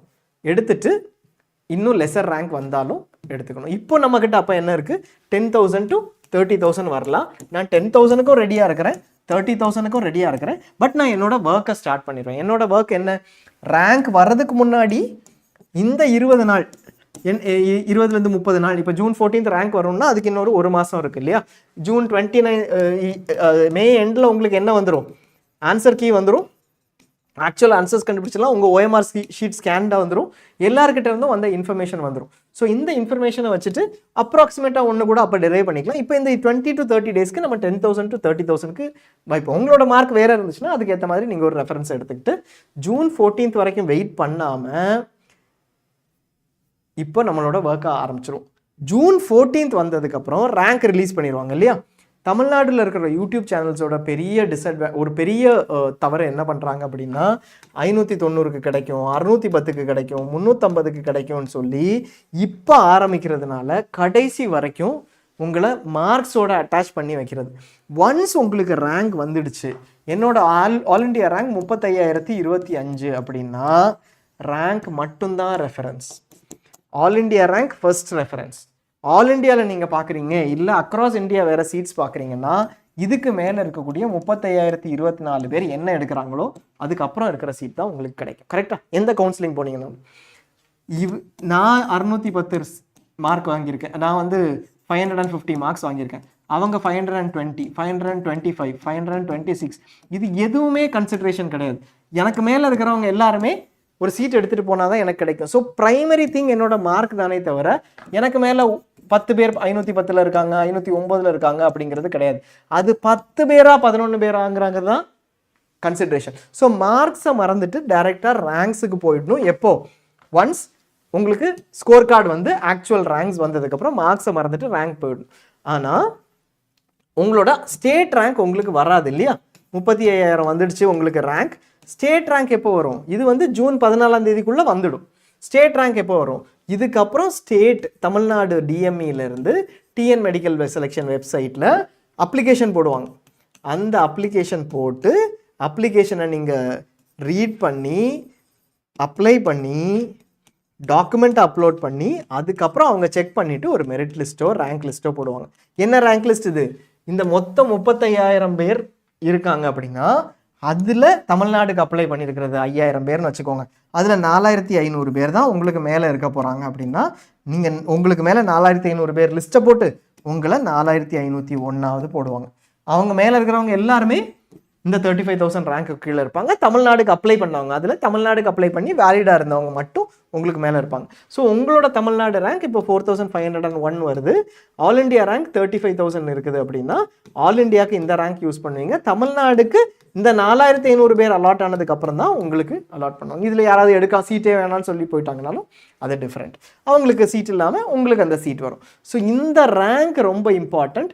இந்த ஸ்டேட் ரேங்க் உங்களுக்கு எப்போ கிடைக்கும், கடைசியாக தான் கிடைக்கும். எப்போ, ஜூலையில் கவுன்சிலிங் ஆரம்பித்ததுக்கு அப்புறம் மேபி ஜூலை எண்ட்லேயோ தமிழ்நாடு அப்ளிகேஷன்ஸ் போட்டதுக்கப்புறம் தான் உங்களுக்கு அந்த ரேங்க் கிடைக்கும்.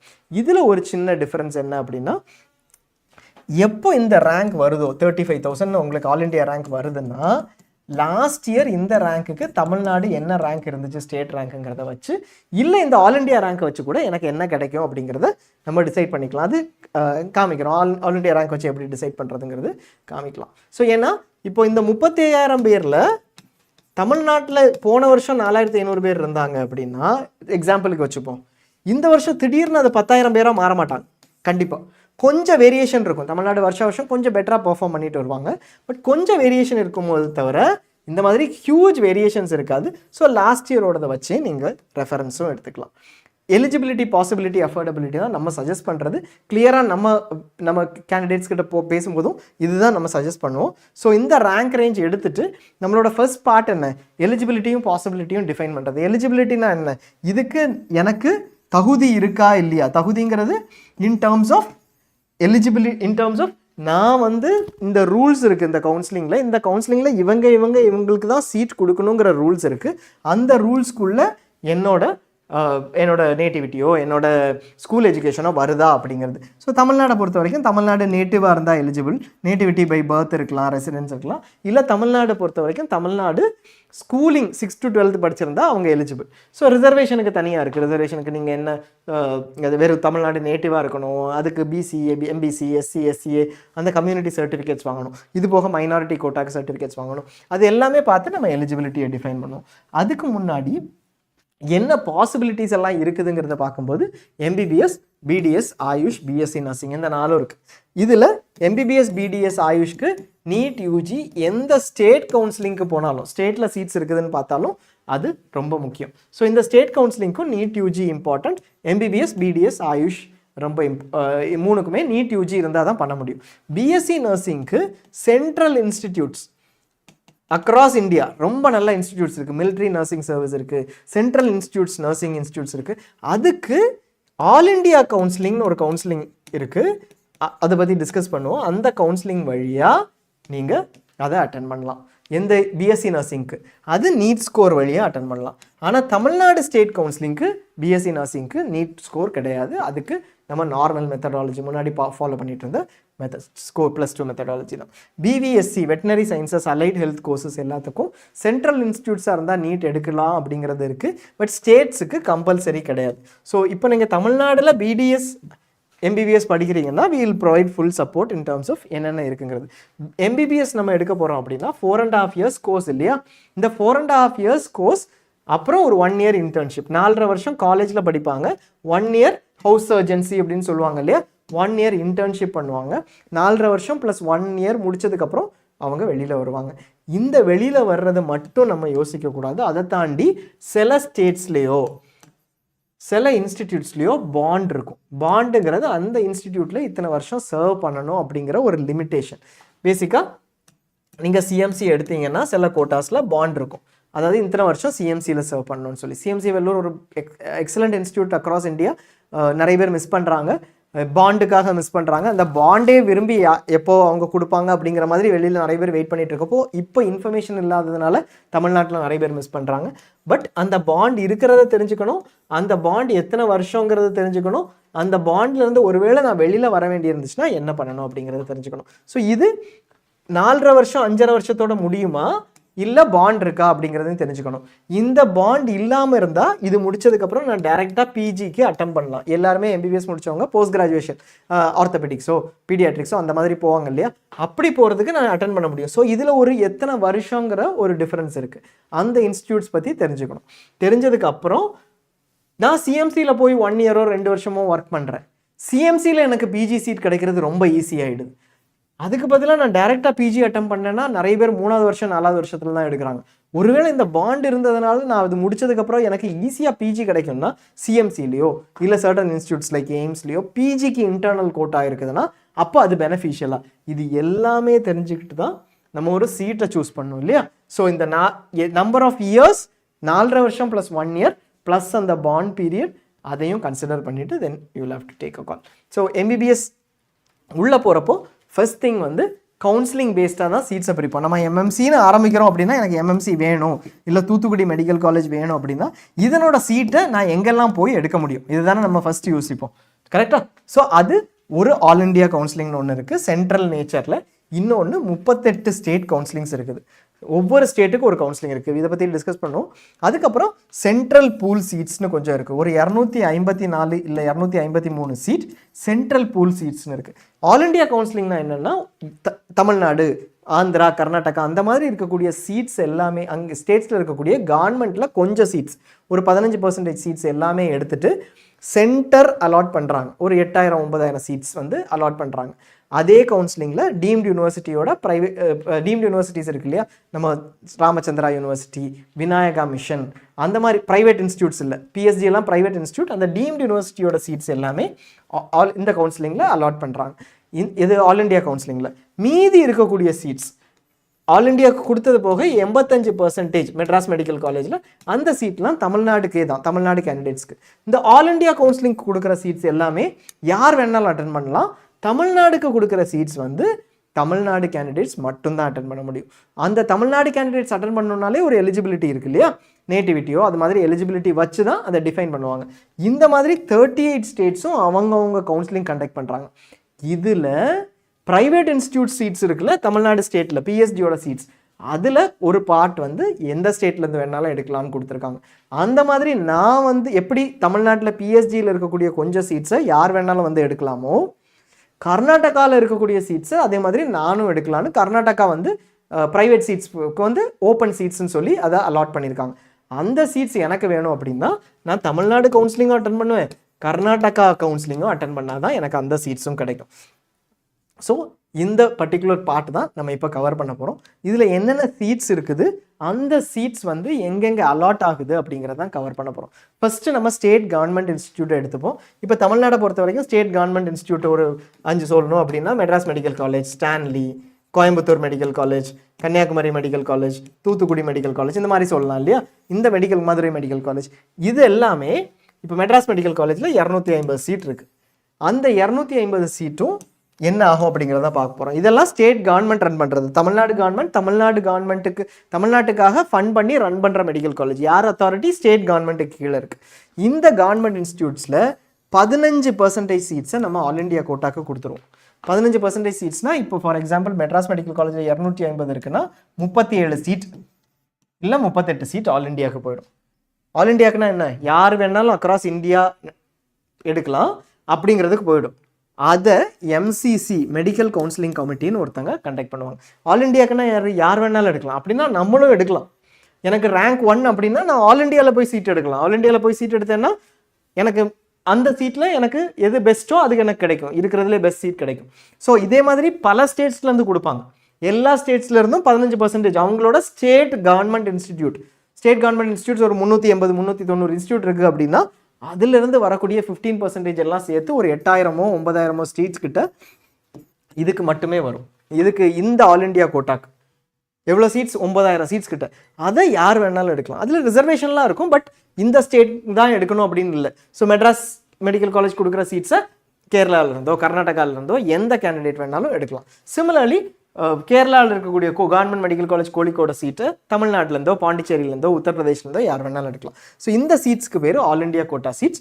அது எம்சிசின்னு ஒரு அத்தாரிட்டி தான் கவுன்சிலிங்கை கண்டக்ட் பண்ணுறாங்க. சீட்டை கொடுத்தாச்சு, யாராவது கவுன்சிலிங் கண்டக்ட் பண்ணணும் இல்லையா, அது எம்சிசி கண்டக்ட் பண்ணுறாங்க. மீதி 85% எதுக்கு? தமிழ்நாடு ஸ்டேட்டுக்கு. அதை Tamil Nadu DME selection committee, TN selection கமிட்டின்னு ஒரு பாடி வழியாக, ஒரு கமிட்டி வழியாக கண்டக்ட் பண்ணுறாங்க. இது ஸ்டேட் கோட்டான்னு நம்ம சொல்லுவோம். இது state government institute seeds.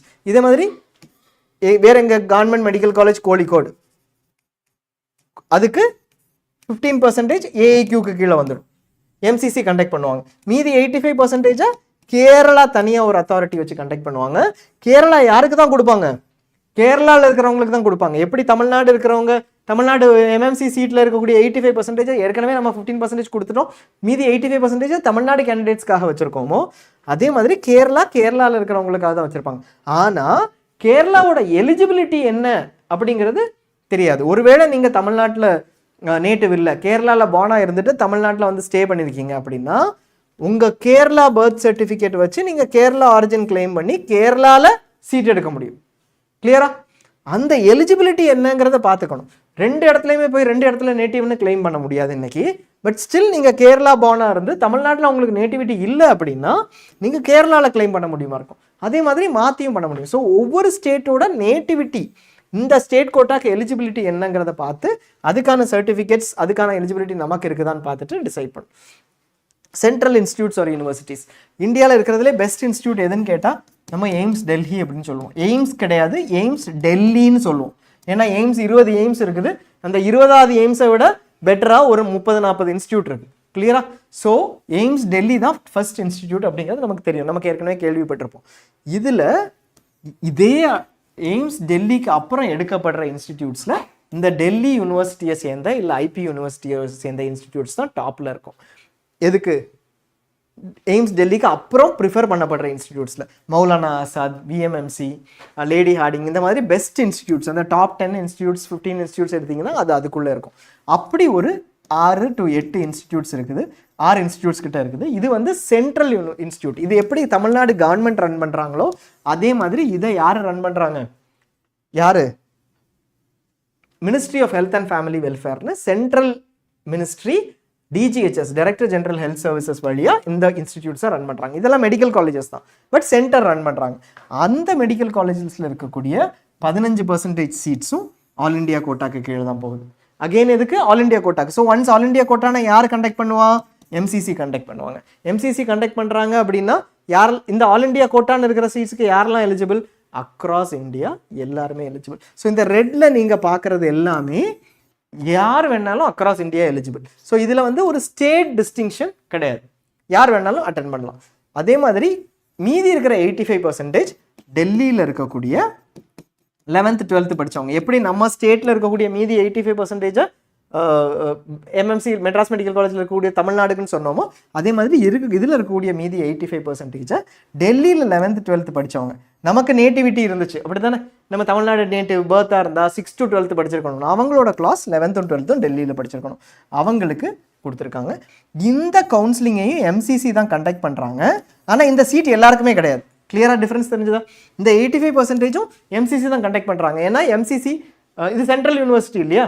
So சென்ட்ரலாக ஒரு பாடி ஏற்கனவே கவுன்சிலிங் வச்சுருக்காங்க, அவங்க வழியாகவே இதை ரன் பண்ணிடுவோம். பட் டெல்லி கேண்டிடேட்ஸ் மட்டும்தான் அப்ளை பண்ணணும்னு சொல்லி அவங்களுக்கு மட்டும் இந்த சீட்டை கொடுப்பாங்க. மீதி இருக்கிற 15% எல்லாருக்குமே கிடைக்கும். யாருக்கு? ஆல் இண்டியா கோட்டாக்கு கீழே வர்றதுனால எல்லாருக்குமே கிடைக்கும். அடுத்த set of seats AIIMS. AIIMS நமக்கு தெரியும் டாப் இன்ஸ்டிடியூட்ஸ். எய்ம்ஸுங்கிற பிராண்டுக்கு ஐ திங்க் நம்ம எல்லாருமே கேள்விப்பட்டிருப்போம். ஃபர்ஸ்ட் இன்ஸ்டிடியூட் டு க்ளோஸ் 47வது ரேங்க்ல ஓப்பன் சீட்ஸ் க்ளோஸ் ஆச்சு லாஸ்ட் இயர். ஒரே ஒரு பையன் தான் அந்த டாப் 47 சீட்டில் எய்ம்ஸ் எடுக்காமல் வேறு சீட் எடுத்தாங்க அவங்களும். ஸோ அந்த மாதிரிப்பட்ட இன்ஸ்டிடியூட், மேபி யூஸ்வலாக ஜிப்மர் எடுப்பாங்க, அந்த மாதிரிப்பட்ட இன்ஸ்டிடியூட் எய்ம்ஸ் டெல்லி. பட் அதுக்கப்புறம் எய்ம்ஸ் ரிஷிகேஷ், அந்த மாதிரி எய்ம்ஸ் 20 எய்ம்ஸ் இருக்குது. அந்த எய்ம்ஸ் இன்ஸ்டிடியூட்டில் எய்ம்ஸ் டெல்லி நல்ல இன்ஸ்டிடியூட், மற்ற இன்ஸ்டிடியூட்ஸோட பெட்டரான இன்ஸ்டிடியூட்ஸ் சென்ட்ரல் யூனிவர்சிட்டியோ இல்லை ஸ்டேட்லேயோ இருக்கிறதுக்கு பாசிபிலிட்டி இருக்குது. ஸோ வெறும் எய்ம்ஸுங்கிறத பற்றி மட்டும் வச்சு போகாமல் இதில் 20 இன்ஸ்டியூட் இருக்குன்னா அது எங்கே வருதுங்கிறது தெளிவாக தெரிஞ்சுக்கணும். கண்ணை மூடிட்டு எய்ம்ஸ் தான் அப்படிங்கிறதுனால இதுதான் டாப் அப்படிங்கிறத எடுத்துக்க முடியாது இல்லையா? இந்த எய்ம்ஸில் இருக்கக்கூடிய எல்லா சீட்ஸுமே ஓப்பன் சீட்ஸ். ஓப்பன் சீட்ஸ்னால் என்ன அர்த்தம்? ஆல் இண்டியா கோட்டா கிடையாது, அதுக்கு பேர் 15% கிடையாது, 100%ம் இந்தியாவில் இருக்கக்கூடிய எல்லாருமே அதுக்கு எலிஜிபிள். யார் கவுன்சிலிங்கை கண்டக்ட் பண்ணுறாங்க? எப்படி ஆல் இண்டியா கோட்டா கண்டக்ட் பண்ணுறாங்களோ அதே மாதிரி எம்சிசி இந்த சீட் இது எல்லாத்தையும் சேர்த்து கவுன்சிலிங் கண்டக்ட் பண்ணுறாங்க. எல்லாருக்குமே எலிஜிபிலிட்டி கொடுத்துருவாங்க. இதில் எய்ம்ஸ் டெல்லியில் மட்டும் நீங்கள் ஓவர்சீஸ் சிட்டிசன் ஆஃப் இந்தியாவாக இருக்கீங்க, I think this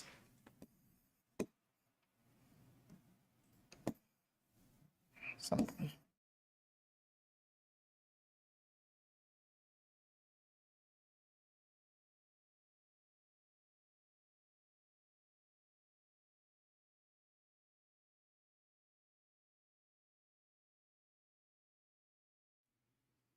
so sorry, ஒரு ஸ்லைட் டெக்னிக்கல் இஷ்யூ. ஸோ நம்ம எய்ம்ஸ் சீட்ஸ் பற்றி பேசிட்டு இருந்தோம். இதில் ஒரு 7 சீட் எய்ம்ஸ் டெல்லியில் மட்டும் நீங்கள் ஓவர்சீஸ் சிட்டிசன் ஆஃப் இந்தியாவாக இருக்கீங்க, இல்லை ஃபாரின் நேஷ்னலாக இருக்கீங்க. ஃபாரின் நேஷ்னலாக நேபாளி நேஷ்னல், மலேசியன் நேஷ்னல், நான் இங்கே வந்து பண்ணணும்னு நினைக்கிறேன் அப்படின்னா அவங்களுக்கு 7 சீட் இருக்குது.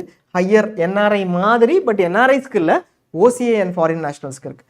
அடுத்தது பனாரஸ் ஹிந்து யூனிவர்சிட்டி. பனாரஸ் ஹிந்து யூனிவர்சிட்டிங்கிறது இன்ஸ்டிடியூட் ஆஃப் மெடிக்கல் சயின்சஸ், வாரணாசியில் இருக்கக்கூடிய ஒரு எக்ஸலண்ட் இன்ஸ்டிடியூட், டாப் இன்ஸ்டிடியூட்ஸில் ஒன்று.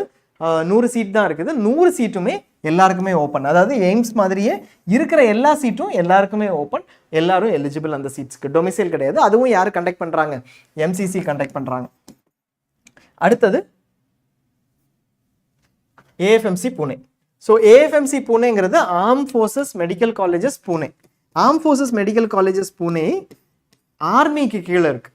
ஆர்மியில் ஆர்ம் ஃபோர்ஸஸ் மெடிக்கல் சர்வீசஸ்ன்னு இருக்காங்க, இந்தியன் ஆர்மி இருக்கு இல்லையா, அதுக்கு கீழே அவங்களுக்கு டாக்டர்ஸ் கிரியேட் பண்ணுங்கிறதுக்காக மெடிக்கல் காலேஜ் கிரியேட் பண்ணியிருக்காங்க. நிறைய போஸ்ட் கிராஜுவேட் மெடிக்கல் செட்டப்ஸும் வச்சுருக்காங்க. அதில் ஏஎஃப்எம்சி பூனே தான் பெஸ்ட். நீங்கள் எப்படி எய்ம்ஸ் டெல்லியை தான் பெஸ்ட்டுன்னு சொல்கிறோமோ அதுக்கு அடுத்த 3 காலேஜஸ் நீங்கள் அப்படி லிஸ்ட் அவுட் பண்ணுறீங்க எய்ம்ஸ் டெல்லிக்கு அப்புறம் அப்படின்னா AFMC Pune, Christian medical college Vellore, இதெல்லாம் தான் அந்த டாப் 3-4 வரும். CMC Vellore is a top 2-3. நான் மறுபடியும் எம்ஃபசைஸ் பண்ணுறேன். ஏன்னா நிறைய பேர் Madras medical college first close ஆகுது, சிஎம்சி 2வது க்ளோஸ் ஆகுது. அங்கே அதனோட என்ன லெவலுங்கிறது தெரியாமல் நம்ம அது கவர்மெண்ட் ஃபீ வந்து 3 லட்ச ரூபாய் 4 லட்ச ரூபாய் இருக்குன்னு நினச்சிட்டு மிஸ் பண்ணுறோம். அதே மாதிரி ஏஎஃப்எம்சி பூனேயும் ஒரு எக்ஸலண்ட் இன்ஸ்டியூட்ஸ், நிறைய பேர் ப்ரிஃபர் பண்ணுற இன்ஸ்டியூட்.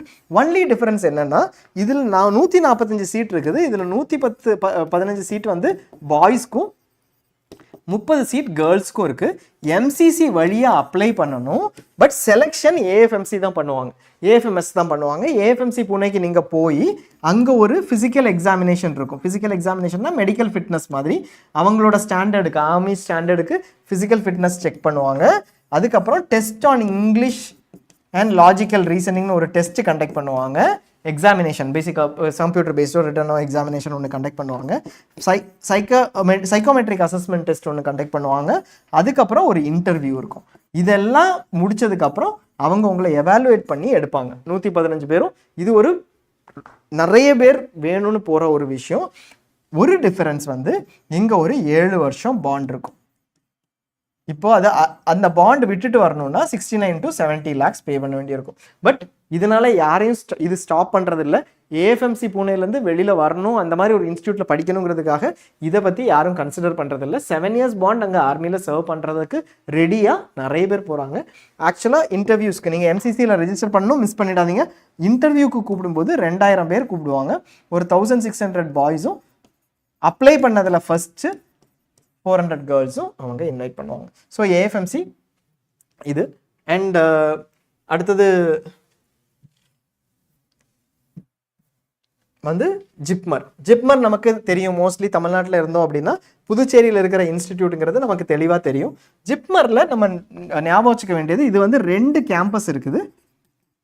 இதுவும் ஒரு இன்ஸ்டிடியூட் ஆஃப் நேஷனல் இம்பார்ட்டன்ஸ் தான். எய்ம்ஸ் மாதிரியே ஒரு institute of national importance. 2 campus இருக்குது. ஃபர்ஸ்ட் கேம்பஸ் வந்து புதுச்சேரி கேம்பஸ், 182 சீட் இருக்குது. இன்னொன்று காரைக்கால் கேம்பஸ், 61 சீட் இருக்குது. ரெண்டும் வேறு வேறு கேம்பஸ். நீங்கள் சாய்ஸ் ஃபில் பண்ணும்போது புதுச்சேரி கேம்பஸ்க்கும் காரைக்கால் கேம்பஸ்க்கும் டிஃப்ரென்ஸ் இருக்குங்கிறது தெரிஞ்சுக்கணும். இதில் இன்ஃப்ராஸ்ட்ரக்சர் வைஸ் டிஃப்ரென்ஸ் இருக்கும், ஃபேக்கல்ட்டி, அகடமிக்ஸ் எல்லாமே டிஃப்ரென்ஸ் இருக்கும். இங்கே நீங்கள் போகிறதா இருந்தால் அதுக்கான கரெக்டான சாய்ஸ் ஆர்டரில் போடணும்.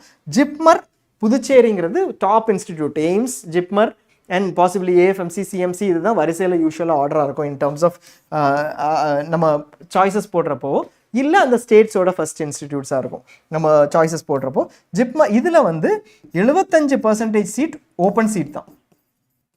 ஸோ 185 சீட்டில் 134 சீட் கிட்ட எல்லாருக்குமே எலிஜிபிள். எப்படி எய்ம்ஸில் 100% ஓப்பன் இருந்துச்சோ அதே மாதிரி ஜிப்மரில் 75% தான் ஓப்பன். ஸோ மீதி 25% யாருக்கு?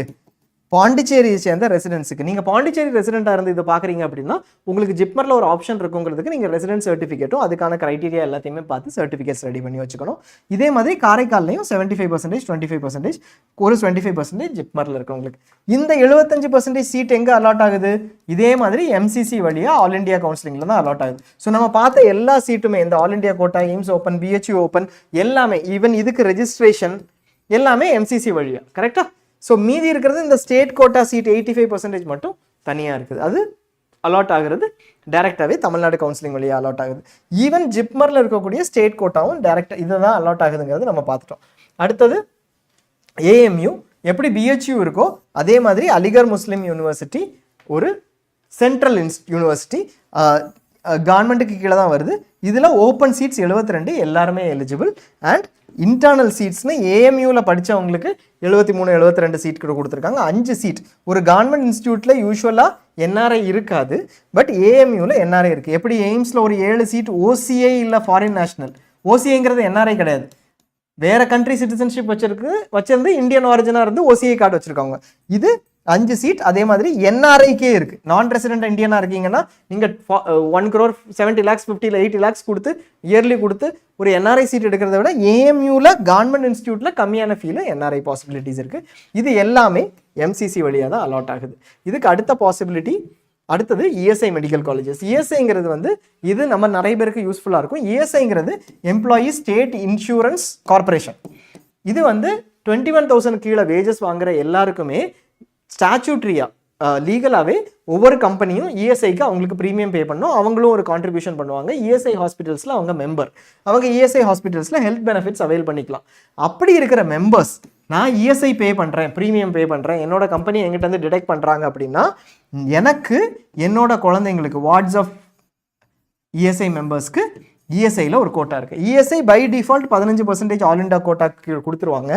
இன்ஷூர்ட் பர்சன்ஸுக்கு ஒரு 466 சீட் கிட்ட இருக்குது. இதுக்கான நோட்டிஃபிகேஷன் வந்துடுச்சு. 21 மேக்குள்ளே அப்ளை பண்ணணும்னு நினைக்கிறேன். இதை பற்றி ஒரு செஷன் நம்ம ரன் பண்ணுவோம் அடுத்தது. இன்கேஸ் உங்களுக்கு யாராவது தெரியும், இல்லை நீங்கள் இஎஸ்ஐயில் உங்களோட பேரண்ட்ஸ் யாராவது ஒருத்தங்க இஎஸ்ஐயில் மெம்பராக இருக்காங்க, அந்த சர்ட் நீங்கள் வந்து வார்டாக இருக்கீங்க அப்படின்னா நீங்கள் இதுக்கு அப்ளை பண்ணலாம். 25,000 வரைக்கும் ஆல் இண்டியா கோட்டாவில் சீட்டு போகுதுன்னா இஎஸ்ஐயில் ஈவன் 60,000 70,000 வரைக்கும் கூட சீட்டு போகும். ஸோ 25,000 ரேங்க்குக்கு பதிலாக 60,000க்கு நம்ம ஒரு கவர்மெண்ட் மாதிரிப்பட்ட இன்ஸ்டிடியூட்டை நம்ம எடுத்துக்கலாம். இதனோட ஃபீயும் வார்ட்ஸுக்கு 24,000 to 30,000 ருபீஸ் தான் ஃபீ ஸ்ட்ரக்சர் இருக்கும். ஸோ இது ஒரு பாசிபிலிட்டி. அடுத்தது ஸ்டேட் கோட்டாவில் மீதி இஎஸ்ஐ வரும். இப்போ தமிழ்நாடை பொறுத்த வரைக்கும் இஎஸ்ஐசி கோயம்புத்தூர் ஒன்று இருக்குது. கோயம்புத்தூர் மெடிக்கல் காலேஜ் இல்லை, இஎஸ்ஐசி கோயம்புத்தூர்னு ஒன்று இருக்குது. இஎஸ்ஐ கேகே நகர். இந்த 2 இன்ஸ்டிடியூட்ஸ்லையும் 15% ஆல் இண்டியா கோட்டா கீழே நம்மளும் போகலாம், யார் வேணாலும் எடுத்துக்கலாம். மீதி இருக்கக்கூடியதில் சீட்ஸ் வந்து எதுக்கு கீழே, இஎஸ்ஐ இன்சூர்ட் பர்சன்ஸ் கோட்டாக்கு கீழே. அதுக்கு நான் இப்போவே அப்ளை பண்ணி எம்சிசி வழியாக எடுக்கணும். ஸ்டேட் கோட்டாக்கு கீழே அப்புறமா ஸ்டேட் கோட்டாக்கு கீழேயும் இந்த சீட்ஸ் வரும். அது ஸ்டேட் கோட்டாக்கு கீழே இந்த சீட்ஸ் வரும்போது நம்ம இப்போ ஜூனுக்கு அப்புறம் கவுன்சிலிங்க்கு அப்ளை பண்ணும்போது நம்ம ஸ்டேட் கோட்டாக்கு கீழே அப்ளை பண்ணிக்கலாம். இப்போ வரைக்கும் பார்த்தது எல்லாமே என்ன செட் ஆஃப் சீட்ஸ்? கவர்மெண்ட். இது எல்லாம் கவர்மெண்ட் இல்லையா? இது ஸ்டேட் கவர்மெண்ட், இது சென்ட்ரல் கவர்மெண்ட், இது இன்ஸ்டியூட்ஸ் ஆஃப் நேஷனல் இம்பார்ட்டன்ஸ் எல்லாமே சென்டர் கீழே வர்றது, இது ஏஎஃப்எம்சி புனே ஆர்மி கீழே வருது, இது கார்பரேஷன் குவாசி கவர்மெண்ட். குவாசி கவர்மெண்ட்னா செமி கவர்மெண்ட் மாதிரி கார்பரேஷன் தான், பட் நாட் ப்ரைவேட். இப்போ மீதி இருக்கிறத நம்ம பார்க்க போகிறது deemed to be universities and private universities. இப்போ டீம் டு பி யூனிவர்சிட்டிஸ் பார்த்தீங்கன்னா ஒரு 52 மெடிக்கல் காலேஜஸ் கிட்ட இருக்குது, 57 மெடிக்கல் காலேஜஸ் கிட்ட இருக்குது. நம்ம தமிழ்நாட்டில் ராமச்சந்திரா, விநாயகா மிஷன், ஆறுபடை வீடு, இல்லை Sri Balaji, SRM medical college, இந்த மாதிரி காலேஜஸ் எல்லாமே டீம். பாண்டிச்சேரியில் ஒரு 3-4 டீம்டு யூனிவர்சிட்டிஸ். இது எல்லாமே ஸ்டேட்டுக்கு கீழே வராது. தமிழ்நாடு ஸ்டேட்டுக்கு இந்த கண்ட்ரோல் பண்ணுறதுக்கான அத்தாரிட்டியே கிடையாது. இது எல்லாமே யூஜிசி அவங்கள டீம் டு பி யூனிவர்சிட்டி மாதிரி அப்படி சொல்லி அவங்களுக்கு அத்தாரிட்டி கொடுத்துருக்காங்க. அவங்களுக்கு அந்த அக்ரெடிட்டேஷன்னால அவங்களே எக்ஸாம்ஸ் ரன் பண்ணலாம், அவங்களே என்ன பண்ணலாம், அவங்களே டிகிரி கொடுக்கலாம், அவங்களே சிலபஸ் எல்லாமே மேனேஜ் பண்ணலாம். அது அவங்களுக்கான எலிஜிபிலிட்டி. இது யூஜிசி கொடுத்தாங்க. அது எல்லாமே சென்ட்ரல் நேச்சர், ஸ்டேட் கிடையாது. யூஜிசி டைரெக்டாக அக்ரெடிட் பண்ணி இவங்களை டீம் டு பி யூனிவர்சிட்டிஸாக பண்ணியிருக்காங்க. அப்போ அவங்க சீட்ஸ் மட்டும் சென்ட்ரலாக இருக்கிறதுனால கோர்ட் என்ன சொல்லிட்டாங்க, சுப்ரீம் கோர்ட், ஏற்கனவே இதெல்லாம் டைரெக்டாக அட்மிஷன் பண்ணிட்டு இருந்ததை நீங்கள் ஆல் இண்டியா கவுன்சிலிங் கீழே, ஆல் இண்டியா கோட்டா கிடையாது, ஆல் இண்டியா கோட்டா எல்லாமே government seat, all India counselling கீழே எம்சிசி கண்டக்ட் பண்ணும்போது ஆல் இண்டியா கோட்டாக்கு கண்டக்ட் பண்ணுறாங்க, எய்ம்ஸுக்கு கண்டக்ட் பண்ணுறாங்க, டெல்லி யூனிவர்சிட்டியில் இருக்கக்கூடிய ஸ்டேட் சீட்டுக்கு கண்டக்ட் பண்ணுறாங்க, ஐபி யூனிவர்சிட்டியில் இருக்கக்கூடிய ஸ்டேட் சீட்டுக்கு, டெல்லி யூனிவர்சிட்டியோட ஸ்டேட் சீட்டுக்கு கண்டக்ட் பண்ணுறாங்க, அது போக ஜிஎஸ்ஐக்கு கண்டக்ட் பண்ணுறாங்க. நீங்கள் அப்படியே சேர்த்து இந்த டீம்டு சீட்டையும் கண்டக்ட் பண்ணிருங்கன்னு சொல்லி 100%ஐயும் ஆல் இண்டியா கவுன்சிலிங் கீழே ப்ராப்பராக ஆன்லைனில் அலாட் பண்ண சொல்கிறாங்க. ஸோ நீங்கள் இப்போ ஒரு யூனிவர்சிட்டிக்கு போகிறீங்க, அவங்க நாங்கள் உங்களுக்கு சீட் எடுத்து கொடுக்குறோன்னா பாசிபிள் கிடையாது. ஆல் இண்டியா கவுன்சிலிங் கீழே தான் டீம்டு அலாட் பண்ணுவாங்க. அவங்க அப்படியே பண்ணாலும் உங்கள் நம்பரையும் ரேங்கையும் வாங்கி வச்சுட்டு உங்களுக்கு பதிலாக சாய்ஸ் ஃபில் பண்ணிவிட்டு உங்கள் ரோல் நம்பர் எல்லாமே வாங்கி வச்சுட்டு உங்களுக்கு பதிலாக உள்ளே போய் சாய்ஸ் ஃபில் பண்ணி உங்களுக்கு possibly deemed university 10 deemed university நீங்கள் நினச்சிருக்கீங்க, அதில் 7வது 8வது சாய்ஸ் இருக்கிறதுல போய் நிற்கிறீங்க. அவங்க கண்டிப்பாக உங்களுக்கு நான் எடுத்துறேன் சார் சீட்டு அப்படின்னு சொல்லுவாங்க. ஏன்னா அவங்களுக்கு தெரியும் கண்டிப்பாக உங்களுக்கு சும்மா சாய்ஸ் ஃபில் பண்ணாலே சீட்டு கிடைக்கும்னு சொல்லிட்டு முதல் 5ஐயும் போடாமல் அவங்க இன்ஸ்டிடியூட்டை மட்டும் போட்டு உங்களுக்கு இருக்கிற சீட்டை உங்கள் கையிலேருந்து எடுத்துட்டு அவங்க யூனிவர்சிட்டிக்கு ஒரு பர்சனை ஆட் பண்ணிடலாம். ஸோ நீங்கள் என்ன பண்ணணும் அப்படின்னா, டீம்டு யூனிவர்சிட்டிஸ் இன்ட்ரெஸ்டடாக இருக்கிறீங்க அப்படின்னா, இல்லை யாராவது இருக்காங்க அப்படின்னா, ஃபஸ்ட்டு ப்ரைமரியாக அவங்கக்கிட்ட சொல்ல வேண்டியது, எந்த அலாட்மெண்ட்டும்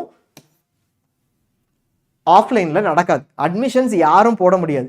எம்சிசியில் சாய்ஸ் ஃபில் பண்ணி நீங்கள் பண்ணுறதை தான் அவங்க பண்ணுவாங்க.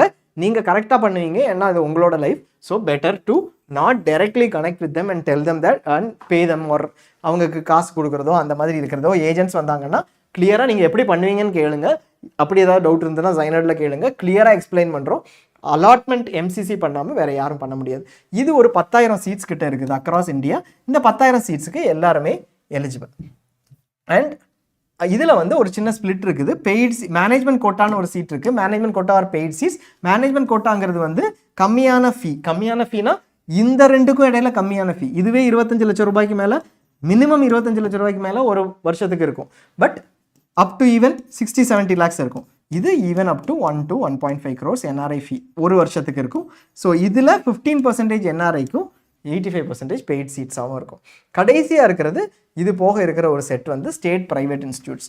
நம்ம இது வரைக்கும் பார்த்தது ஒரு 50,000 சீட் இருக்குது, இது ஒரு 10,000 சீட் இருக்குன்னா இது ஒரு 48,000-49,000 சீட்ஸ் கிட்ட இருக்கும். ப்ரைவேட் இன்ஸ்டியூட் இன் ஸ்டேட், நம்ம தமிழ்நாடு ஸ்டேட்லேயும் ஒரு 20 ப்ரைவேட் இன்ஸ்டியூட் 25 ப்ரைவேட் இன்ஸ்டியூட்டாவது இருக்கும். இதனோட ஸ்பிளிட் எல்லாமே பார்க்கலாம். இது எல்லாமே ஸ்டேட் கவுன்சிலிங்கில் தான் இருக்கும். ஃபார் எக்ஸாம்பிள் நமக்கு பிஎஸ்ஜி இருக்குது, வேலம்மாள் இருக்குது, சிஎம்சி இருக்குன்னா அத்தனையுமே ஸ்டேட் கவுன்சிலிங் கீழே தான் வரும். இது 50% கவர்மெண்ட் கோட்டாவாகும். 4.5 லட்சம் ரூபா ஃபீ இருக்கிற ஒரு சீட் பிஎஸ்ஜியில் இத்தனை சீட்ஸ் இருக்குன்னா அதில் பாதி வந்து 4.5 லட்சம் ரூபா ஃபீக்கும், மீதி 50% மேனேஜ்மெண்ட் கோட்டா 13.5 லட்சம் ரூபா ஃபீக்கும். இது வந்து டியூஷன் ஃபீ மட்டும், இதை தாண்டி மற்ற ஃபீ இருக்கும். ஸோ இந்த ஃபீக்கு அவைலபிளாக இருக்கும். இது தனித்தனி கவுன்சிலிங்காக தமிழ்நாடு கண்டக்ட் பண்ணுறாங்க. இதை வந்து கவர்மெண்ட் சீட்டு கூட சேர்த்து கண்டக்ட் பண்ணுவாங்க, இதை தனியாக ஒரு கவுன்சிலிங்காக கண்டக்ட் பண்ணுவாங்க. இதுக்கு தமிழ்நாடு மட்டும்தான் எலிஜிபிள் கேண்டிடேட்ஸ், இதுக்கு எல்லாருமே எலிஜிபிள். அக்ராஸ் இந்தியா யார் வேணாலும் வரலாம். இந்த சீட்ஸ் வந்து அக்ராஸ் இந்தியா இருக்கும். இது அந்தந்த ஸ்டேட்டுக்கு கீழே வரும். இப்போ கேரளாலையும் ஆல் இண்டியா சீட்ஸ் இருக்குது. நம்மளும் கேரளாவில் போய் நல்ல இன்ஸ்டிடியூட்ஸில் நம்ம ஒரு இன்ஸ்டியூட் தமிழ்நாட்டில் எடுக்கிறோம், அந்த இன்ஸ்டியூட்டுக்கு போகிறோம். 4.5 லட்ச ரூபான்னு சொன்னாங்க, பட் கடைசியில் 10 லட்ச ரூபா கேட்குறாங்க. கேரளாவில் மேபி அது 7.5 லட்ச ரூபாய்க்கு அதை விட ஃபார் பெட்டர் இன்ஸ்டியூட் கிடைக்கும். பக்கத்தில் தான் நல்ல இன்ஸ்டியூட்டாகவும் இருக்கும், போய் பார்த்தா சேஃபாக இருக்கும். அதை பார்க்காம மிஸ் பண்ணிடாதீங்க. இந்த 200 இத்தனை இன்ஸ்டிடியூட்ஸ் ஜஸ்ட் பிகாஸ் அது பக்கத்து ஸ்டேட் அப்படிங்கிறதுக்காக ஒரு தடவை போய் பார்த்தீங்கன்னா it will B a far better thing for the candidate. நம்மளோட பசங்களுக்கு it will B for better. நீங்கள் ஒரு தடவை செக் பண்ணிக்கோங்க. மேபி ஃபீஸ் ஸ்ட்ரக்சர் என்ன கிடைக்கும் இதெல்லாம் பொறுத்து டிசைட் பண்ணுங்கள் on the number of seats. அதே மாதிரி தான் கர்நாடகாலேயே நிறைய ஆப்ஷன்ஸ் இருக்கும், மைனாரிட்டி ஆப்ஷன்ஸ் இருக்கும், Tamil minority, specific religious minority, linguistic மைனாரிட்டின்னு நம்ம அப்ளை பண்ணுற மாதிரி சென்ட் ஜான்ஸ்லேயோ அந்த மாதிரி இன்ஸ்டியூட்ஸில் இருக்கும். அது எல்லாமே பார்த்து டிசைட் பண்ணுங்கள். சீட்ஸ் நம்பர்ஸ் பார்த்துட்டோம். 383 இன்ஸ்டிடியூட்ஸ் இருக்குது. 53,000 கவர்மெண்ட் சீட் இருக்குது அக்ராஸ் இந்தியா. அண்ட் அதே மாதிரி சென்ட்ரல் யூனிவர்சிட்டி ஒரு 930, எய்ம்ஸில் மட்டும் 2,200 சீட் இருக்குது. இதில் மொத்தமாகவே எல்லாருக்குமே எலிஜிபிள் அப்படி தானே. அதில் அந்த 7 சீட் மட்டும் ஃபாரின் நேஷனல்ஸ்க்கு, வேறு எல்லாத்துக்குமே எய்ம்ஸ் டெல்லியில் இருக்கிறது வேறு எல்லாமே எல்லாத்துக்கும் எலிஜிபிள். ஸோ பார்த்தீங்கன்னா நம்ம ஏஎஃப்எம்சி ஒரு இன்ஸ்டிடியூட், ஏஎஃப்எம்சியில் ஒரு 5 சீட் மட்டும் சொல்ல மறந்துட்டேன். இந்த ஒரு 5 சீட் மட்டும் ஃபாரின் ஸ்பான்சர்ட் பீப்புளுக்கு கவர்மெண்ட் வழியாக, மினிஸ்ட்ரி ஆஃப் எக்ஸ்டர்னல் அஃபேர்ஸ் வழியாவோ, மினிஸ்ட்ரி ஆஃப் டிஃபென்ஸ் வழியாவோ யார் ஸ்பான்சர் பண்ணுறாங்களோ அவங்களுக்கு ஒரு 5 சீட் கொடுப்பாங்க. அதுக்குனோட ப்ராசஸ் நமக்கு டைரக்ட் கிடையாது, அவங்க டைரெக்டாகவே ஸ்பான்சர் பண்ணுவாங்க government. And JIPMER, Pondicherry and Karaikal எல்லாமே எம்சிசி வழியாக 243 சீட் 2 கேம்பஸில். ஏஎம்யூ, இஎஸ்ஐசி நம்ம சொன்னோம். அண்ட் 48,000 சீட் கிட்ட ப்ரைவேட் இன்ஸ்டியூட்டோட சீட். இதில் ஒரு மேஜர் சங்க் வந்து இந்த ரெண்டுலேயுமே டீம்ட்லேயும் ப்ரைவேட்லேயும் சரி தமிழ்நாடு ஒரு மேஜர் சங்க் ஆஃப் சீட்ஸ் இருக்கும். ஸோ அந்த சீட்ஸ் பற்றியும் நம்ம பார்ப்போம். ஸோ இது வந்து ஒரு லாங் ஜேர்னி. ஒரு 15 செஷன் நம்ம அட்டன் பண்ணோன்னா ஒரு 6 மாதம் ப்ராசஸ், 2 months இப்போ, அதுக்கப்புறம் ஒரு 3 மாதம் மினிமம் 3 ரவுண்டாவது அட்டன் பண்ணுவீங்க. 15 மணி நேரம் 16 மணி நேரமாவது சாலிடாக வேறு எந்த தேவையில்லாத இன்ஃபர்மேஷனும் இல்லாமல் ப்ராப்பராக அட்டன் பண்ணணுன்னா நீங்கள் கண்டினியூ எங்களுக்கு சப்ஸ்கிரைப் பண்ணுங்கள், கண்டினியூ பண்ணுங்கள். இதிலேருந்து நம்ம ஸ்டார்ட் பண்ணுவோம். Possibly once in 2 days or 3 days ஒரு 1 hour செஷன் வச்சு கிளியராக சர்டிஃபிகேட்ஸ், டாக்குமெண்ட்ஸ் அடுத்தது என்ன ரெடி பண்ணணும் எல்லாமே சொல்கிறோம். இங்கே பார்த்தீங்க அப்படின்னா இதுதான் டோட்டல் நம்பர் ஆஃப் சீட்ஸ் இன்னைக்கு. மொத்தம் இன்னைக்கு 776 காலேஜ் இருக்குது, மெடிக்கல் காலேஜ். 424 கவர்மெண்ட்டும் டீம்டும் இதுவும் சேர்த்து ஒரு 352 காலேஜஸ் இருக்குது. இதுதான் டோட்டல் சீட்ஸ் இன்னைக்கு. இதிலிருந்து இன்க்ரீஸ் ஆகிறதுக்கு சான்ஸ் இருக்குது. ஒரு 8000 கிட்ட இன்க்ரீஸ் ஆகும்னு பார்ப்போம். But government seats 8000 seats increase ஆகுங்கிற மாதிரி எதிர்பார்க்குறோம். பட் கவர்மெண்ட் சீட் இன்க்ரீஸ் ஆகிறது இன்னைக்கு கஷ்டம். ஏன்னா எல்லா காலேஜுமே கடைசியாக மகாராஷ்டிரா உத்தரப்பிரதேஷ் இன்க்ரீஸ் ஆச்சு. மற்ற காலேஜஸ்லாம் தமிழ்நாட்டிலே இப்போ 2 காலேஜஸ் 3 காலேஜஸ் மேபி இன்க்ரீஸ் ஆகலாம். அதர் காலேஜஸ் எப்படிங்கிறது தெரியல. ப்ரைவேட் இன்ஸ்டியூட்ஸ் தான் இப்போதைக்கு இன்க்ரீஸ் ஆயிருக்குது. இதை பார்த்தீங்கனாலே தெரியும். முன்னாடி கவர்மெண்ட் நிறைய இருந்துச்சு. இப்போ ப்ரைவேட் வந்து 59,365 கவர்மெண்ட்டோட லாஸ்ட் இயர் வந்து ஹையர் நம்பர்ஸ்க்கு மூவ் ஆயிடுச்சு. 9,140 சீட்ஸ் லாஸ்ட் இயர் இன்க்ரீஸ் ஆச்சு. 4,090 கவர்மெண்ட்டும் 5000 டீம்டு ப்ரைவேட் டீம்டும். இதனால தான் அந்த இன்க்ரீஸ் நடந்திருக்கு. ப்ரைவேட் இனி கொஞ்சம் கொஞ்சமாக ஷூட் அவுட் ஆகிடும். இன்னும் நிறைய சீட்ஸ் வரதுக்கு சான்ஸ் இருக்குது. ஸோ இது நம்ம அடுத்தது பார்ப்போம். ஒரு quick run through state government கவுன்சிலிங்கில் எத்தனை சீட் இருக்குன்னு. தமிழ்நாடை பொறுத்த வரைக்கும் ஒரு லாஸ்ட் இயர் 8423 சீட், 63 இன்ஸ்டியூட்டில் ப்ரைவேட் இத்தனை, கவர்மெண்ட் இத்தனை இருந்துச்சு. தமிழ்நாடு வந்து almost third in terms of total number of seats. இது வந்து நம்ம கவுன்சிலிங்கில் மட்டும்னா என்ன சீட் வரும்? தமிழ்நாடு கவுன்சிலிங்கில் 85% எம்எம்சி, ஸ்டான்லி அந்த மாதிரி இருக்கிற சீட்ஸ் வரும் இல்லையா? அது போக 100% பிஎஸ்ஜி, வேலம்மாள். இது ப்ரைவேட் இன்ஸ்டியூட்டோட எல்லா சீட்டும் டீம்டு இல்லாமல். ஸோ இது ரெண்டுக்கும் மட்டும் தமிழ்நாடு கவுன்சிலிங் கண்டக்ட் பண்ணும் இல்லையா? அது 8429. இது போக நம்ம ஏற்கனவே கொடுத்த 15% ஏஇக்யூ அதெல்லாமே சேர்த்தா 15% ஏஇக்யூ வெளியில் கொடுத்துருப்போம். டீம்டு யூனிவர்சிட்டி அது எல்லாமே சேர்த்தா நிறைய சீட்ஸ் வரும். 14,000 சீட்ஸ் கிட்ட வரும். தமிழ்நாடு ஒரு 11,000 சம்திங் சீட்ஸ் தான் டோட்டல் இருக்கும். இது நம்ம கவுன்சிலிங்கில் ஸ்டேட் கவுன்சிலிங்கில் இருக்கிறது. ஆல் இண்டியா கவுன்சிலிங்கில் இருக்கிற சீட்ஸ் நம்ம தனியாக பார்ப்போம். அதை நம்ம டீட்டெயில்டாக பார்ப்போம். மேபி இன் 1 or 2 days நம்ம இந்த கம்ப்ளீட் டீட்டெயில்டாக என்னென்ன சீட் எங்கெங்கே இருக்குது, அதுக்கு என்ன எலிஜிபிலிட்டி, ரிசர்வேஷன் என்ன அப்படிங்கிறத பார்ப்போம். அது முடிச்சதுக்கப்புறம் நம்ம என்ன பார்ப்போம்னா, நம்ம ஸ்டேட் கவர்மெண்ட்டுக்கு தமிழ்நாடுக்கான எலிஜிபிலிட்டி என்னங்கிறத தனியாக செஷனாக டீட்டெயில்டாக ரன் பண்ணுவோம். அப்போ அதுக்கான டாக்குமெண்ட்ஸ் எல்லாமே எடுத்து என்ன வேணும் அப்படிங்கிறத ரன் பண்ணுவோம். இது போக ஒவ்வொரு ஸ்டேட்டுக்கும் உங்களுக்கு வேணும்னா அந்த அண்டர்ஸ்டாண்டிங்கும் உங்களுக்கு வரும். இது தமிழ்நாடோட க்ளோசிங் ரேங்க்ஸ் லாஸ்ட் இயரோட ஆல் இண்டியாவில் க்ளோஸ் ஆனது. யூஸ்வலாக நமக்கு ஒன்று தெரியும், மெட்ராஸ் மெடிக்கல் காலேஜ் எடுத்திங்கன்னா ஆல் இண்டியா 2048 க்ளோஸ் ஆயிடுது. 2048வது ரேங்க் அக்ராஸ் இந்தியா எடுத்திருந்தால் தான் மெட்ராஸ் மெடிக்கல் காலேஜ் கிடைக்கும். பட் நீங்கள் இங்கே பார்த்தீங்கன்னா தமிழ்நாட்டில் இது வந்து கவர்மெண்ட் கோட்டா பிசி கேட்டகரிக்கு போட்டிருக்கோம். ஓசிக்கு இன்னும் ஸ்ட்ரிஞ்சண்ட்டாக இருக்கலாம். தமிழ்நாட்டில் 4599 வரைக்கும் பிசி கேட்டகரிக்கு மெட்ராஸ் மெடிக்கல் காலேஜ் கிடச்சிருக்குது. அதே மாதிரி தமிழ்நாட்டில் 56,000 வரைக்கும் பிசி கேட்டகரிக்கு மெடிக்கல் காலேஜஸ் கவர்மெண்ட்டில் கிடச்சிருக்குது லாஸ்ட் இயர். ஸோ நீங்கள் 55,000 54,000 ரேங்க் வந்தீங்கன்னா கிட்டத்தட்ட இந்த இடத்துல இருப்பீங்க. கரெக்டாக நெக் டு நெக் இருக்கும். யூஸ்வலாக காம்படிஷன் ரொம்ப சேஞ்ச் ஆகாது, அதே மாதிரி தான் இருக்கும், ரொம்ப வேரியேஷன்ஸ் இருக்காது. அதே மாதிரி நீங்கள் எந்த சீட் வேணுங்கிறதுக்கு இந்த ஆல் இண்டியா ரேங்க் வரணுங்கிறத ரெஃபரன்ஸாக எடுத்துக்கோங்க. இது ஆல் இண்டியா கவுன்சிலிங்கில். இதுக்கப்புறம் தமிழ்நாடு ஸ்டேட் ரேங்க் வர்றது வரைக்கும் நீங்கள் எதை தான் ரெஃபர் பண்ண முடியும்? இந்த ரேங்கை தான் ரெஃபர் பண்ண முடியும். அது வரைக்கும் ஆல் இண்டியா தான் இருக்குது இல்லையா நம்மக்கிட்ட. நம்ம இந்த ரேங்கை தான் ரெஃபர் பண்ண முடியும் தமிழ்நாடு ஸ்டேட் கவுன்சிலிங் வர்றது வரைக்கும். அதுக்கு அப்புறமா ஸ்டேட் ரேங்க் வந்ததுக்கப்புறம் நீங்கள் ஸ்டேட்டில் எத்தனாவதுங்கிறத ரெஃபர் பண்ண ஆரம்பிச்சிருங்க. இந்த ரேங்கை விட்டுருங்க தமிழ்நாடு ஸ்டேட் கவுன்சிலிங்க்கு. ஸோ ஃபஸ்ட்டு திங், மார்க்ஸு என்னைக்கு ரேங்க் வருதோ அன்னைக்கு மார்க்ஸை மறந்துடணும். ஏன்னா ரேங்க் தான் நமக்கு மேலே எத்தனை பேர் இருப்பாங்க அதுக்கான டிசிஷன். 2 பேர் என் மேலே இருக்கிறதுக்கும் 1 மார்க் என் மேலே முடிகிறதுக்கும் வித்தியாசம் இருக்குது. அந்த 1 மார்க்கில் 40 பேர் இருக்கலாம், 2 பேர் இருக்கலாம். 2 பேர் மேலே இருந்தால் நான் என்ன டிசிஷன் எடுப்பேன்? அது ரேங்க் பேஸ்ட். இந்த ரேங்க்கில் முடிஞ்சிருக்குது, எனக்கு 16,408. எனக்கு இந்த இன்ஸ்டியூட் கிடைக்குமா கிடைக்காதாங்கிறது எனக்கு மேலே ஒரே ஒரு பர்சன் தான் இருக்காங்க அப்படிங்கிறத பொறுத்து. இவங்களுக்கான மார்க் வந்து 600 சம்திங், எனக்கு மார்க் வந்து 5 மார்க் டிஃபரன்ஸ். அதை வச்சு நம்ம ஒன்றுமே கால்குலேட் பண்ண முடியாது. ஏன்னா எத்தனை பேர் இடையில இருக்காங்கன்னு தெரிஞ்சால் தான் கரெக்டாக கால்குலேட் பண்ண முடியும். ஸோ மார்க்ஸை விட்டுட்டு ரேங்க்ஸுக்கு மூவ் ஆகிடுங்க. அதுவும் இனிஷியலாக ஆல் இண்டியா ரேங்க் பார்த்துட்டு இருப்பீங்க. அதுக்கப்புறம் தமிழ்நாடு ஸ்டேட் ரேங்க்குக்கு மூவ் ஆகிடுவீங்க. இப்போ இதுலேருந்தே உங்களுக்கு ஒரு ரெஃபரன்ஸ் தெரியும். நம்ம சொன்ன ரெஃபரன்சஸ் கரெக்டாக இருக்குமான்னு தெரியல. இது 34,000 ஆல் இண்டியா ரேங்க் வந்து தமிழ்நாட்டில் 1830 ஸ்டேட் ரேங்க் அப்ராக்சிமேட்டாக இருந்தாங்க லாஸ்ட் இயர். ஸோ இதை பேஸ் பண்ணி தான் உங்களுக்கு ஃபைனல் அலாட்மெண்ட்ஸ் வரும். அலாட்மெண்ட் வர்றதுக்கு முன்னாடி உங்களுக்கு ஸ்டேட் ரேங்க் கிளியராக வந்துடும். ஸோ இது ஒரு ரெஃபரன்ஸ். நம்ம நாளைக்கு we'll also have a look at in detail நம்ம பார்ப்போம். Government quota BC category round 3க்கு ப்ரைவேட் இன்ஸ்டியூட்ஸோடது இது. ஸோ கரூர் சரிப்பளமாக ஆட் ஆகிருக்குது. இது வரைக்கும் தான் நீங்கள் பார்க்க வேண்டியது. 1 lakh வரைக்கும் போயிருக்குது. அதை தாண்டி இருக்கும். இது ரவுண்ட் 3யோடது ஸ்ட்ரே ரவுண்ட்ஸ் எல்லாமே இருக்கும். இதுக்கப்புறம் என்னென்ன ஃபேக்டர் இன்ஸ்டிடியூட்டை நம்ம எவாலுவேட் பண்ணணும்னா, நமக்கு நீல்கிரிஸ், நாகப்பட்டினம், திருவாரூர் இந்த மாதிரி பல இன்ஸ்டியூட்ஸ் இருக்குது. இதில் எது பெட்டர்னு தெரியாது. நான் அந்த ரேஞ்சில் வரேன் அப்படின்னா அதுக்கு என்னென்ன பார்க்கணும், என்ன ஃபேக்டர்ஸ் எல்லாம் இருக்குது, என்ன சர்டிஃபிகேட் டாக்குமெண்ட் தேவைப்படுது, அண்ட் ப்ராசஸ் என்ன, எல்லாமே ஒவ்வொரு கவுன்சிலிங்கான ப்ராசஸ் அது எல்லாமே டீட்டெயில்டாக என்ன சீக்வன்ஸில் நடக்கும் அப்படிங்கிறது எல்லாமே டீட்டெயில்டாக நம்ம பார்க்கலாம். ஸோ இது உங்களுக்கு இப்போது ஜைனர்டில் நீங்கள் ஜாயின் பண்ணணுன்னா ஜைனர்டில் கம்ப்ளீட் இன்ஃபர்மேஷன் ஆப்பில் இருக்கும். ஆப்பில் நீங்கள் இன்ஸ்டண்ட்டாக நம்ம தான் first across India to create an app for counselling.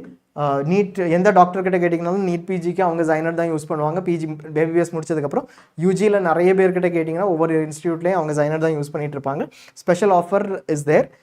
Use MC500ங்கிற கோடு போட்டிங்கன்னா பாசிபிளி யூஸ்வலாக கவுன்சிலர்ஸ் 25,000 to 50,000 சார்ஜ் பண்ணுறது it is available at around 4,000 now. இப்போ on offer it will be still lesser. And எங்களோட வாட்ஸ்அப் கம்யூனிட்டி ஜாயின் பண்ணிங்கன்னா உங்களுக்கு continuous notifications and updates வந்துட்டுருக்கும். And உங்களுக்கு கொஸ்டின்ஸ் ஏதாவது இருந்துச்சுன்னா நீங்கள் இப்போது queries-ஆக இது பண்ணுங்கள். இப்போ ஒரு ஃபியூ கொஸ்டின்ஸ் மட்டும் எடுப்போம். பட் உங்கள் queries சொன்னீங்கன்னா we will be able to call you back on them. Private காலேஜஸோட கவர்மெண்ட் கோட்டா க்ளோசிங் ரேங்க்ஸ் பார்த்துருந்தோம். நீங்கள் கேட்டிருந்தீங்க, 1 second கேட்டிருக்கீங்க.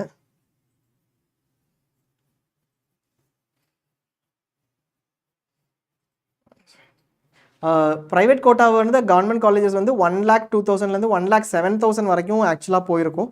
ஸோ அது அப்ராக்சிமேட்லி அந்த ஏரியாவில் தான் இருக்கும். இதுக்கப்புறம் மற்ற ரவுண்ட்ஸுக்குள்ளதையும் நம்ம எடுப்போம். இது பிசி கேட்டகரிக்காக நம்ம ரெஃபர் பண்ணியிருக்கோம். 1,02,000 இந்த ரேஞ்சில் இருக்கும். ஸோ இது வந்து கடைசி இருக்கிறது எல்லாமே சில காலேஜஸ் வந்து புது காலேஜஸாக இருக்கும். ஸோ நீங்கள் டீசெண்டான ஒரு ப்ரைவேட் காலேஜ் எடுக்கணும் அப்படின்னா அரௌண்ட் திஸ் ரேங்க் ரேஞ்ச் தான் இருக்கும். டீசெண்டான காலேஜஸ், பெஸ்ட் காலேஜஸ் ஆப்வியஸாக இங்கே இருக்கிறது ஃபர்ஸ்ட் ஃபியூ.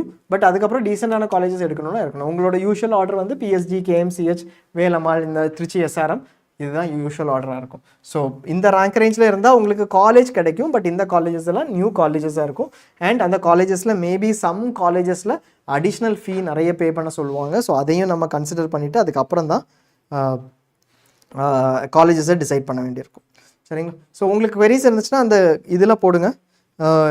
அந்த ஃபார்ம் ஒன்று இருக்குது, அந்த ஃபார்மில் மென்ஷன் பண்ணுங்கள். நம்ம queries எல்லாமே ஆன்சர் பண்ணுவோம். கண்டினியூஸாக வெபினார்ஸ் பாருங்கள். ஒரு வெபினார் பார்த்தா ஃபுல் கிளாரிட்டி கிடைக்கும். அந்த மாதிரி கம்ப்ளீட்டாக டீட்டெயிலாக இருக்கும். கொஞ்சம் கிளாஸ் ரூம் செஷன்ஸ் மாதிரி தான் இருக்கும். பட் ஒரு தடவை பார்த்தீங்கன்னா அது ஃபுல் டீட்டெயில்ஸும் உங்களுக்கு கிடைக்கும். தேவையில்லாத இன்ஃபர்மேஷன், சென்சேஷனலாக அந்த மாதிரி எதுவுமே இருக்காது. கம்ப்ளீட்டாக கவுன்சிலிங் என்ன தேவையோ அது தவிர வேறு எதுவும் ப்ரொமோஷன்ஸோ அந்த மாதிரி இருக்காது. நீங்கள் பார்த்துருங்க. சரிங்களா? தேங்க்யூ.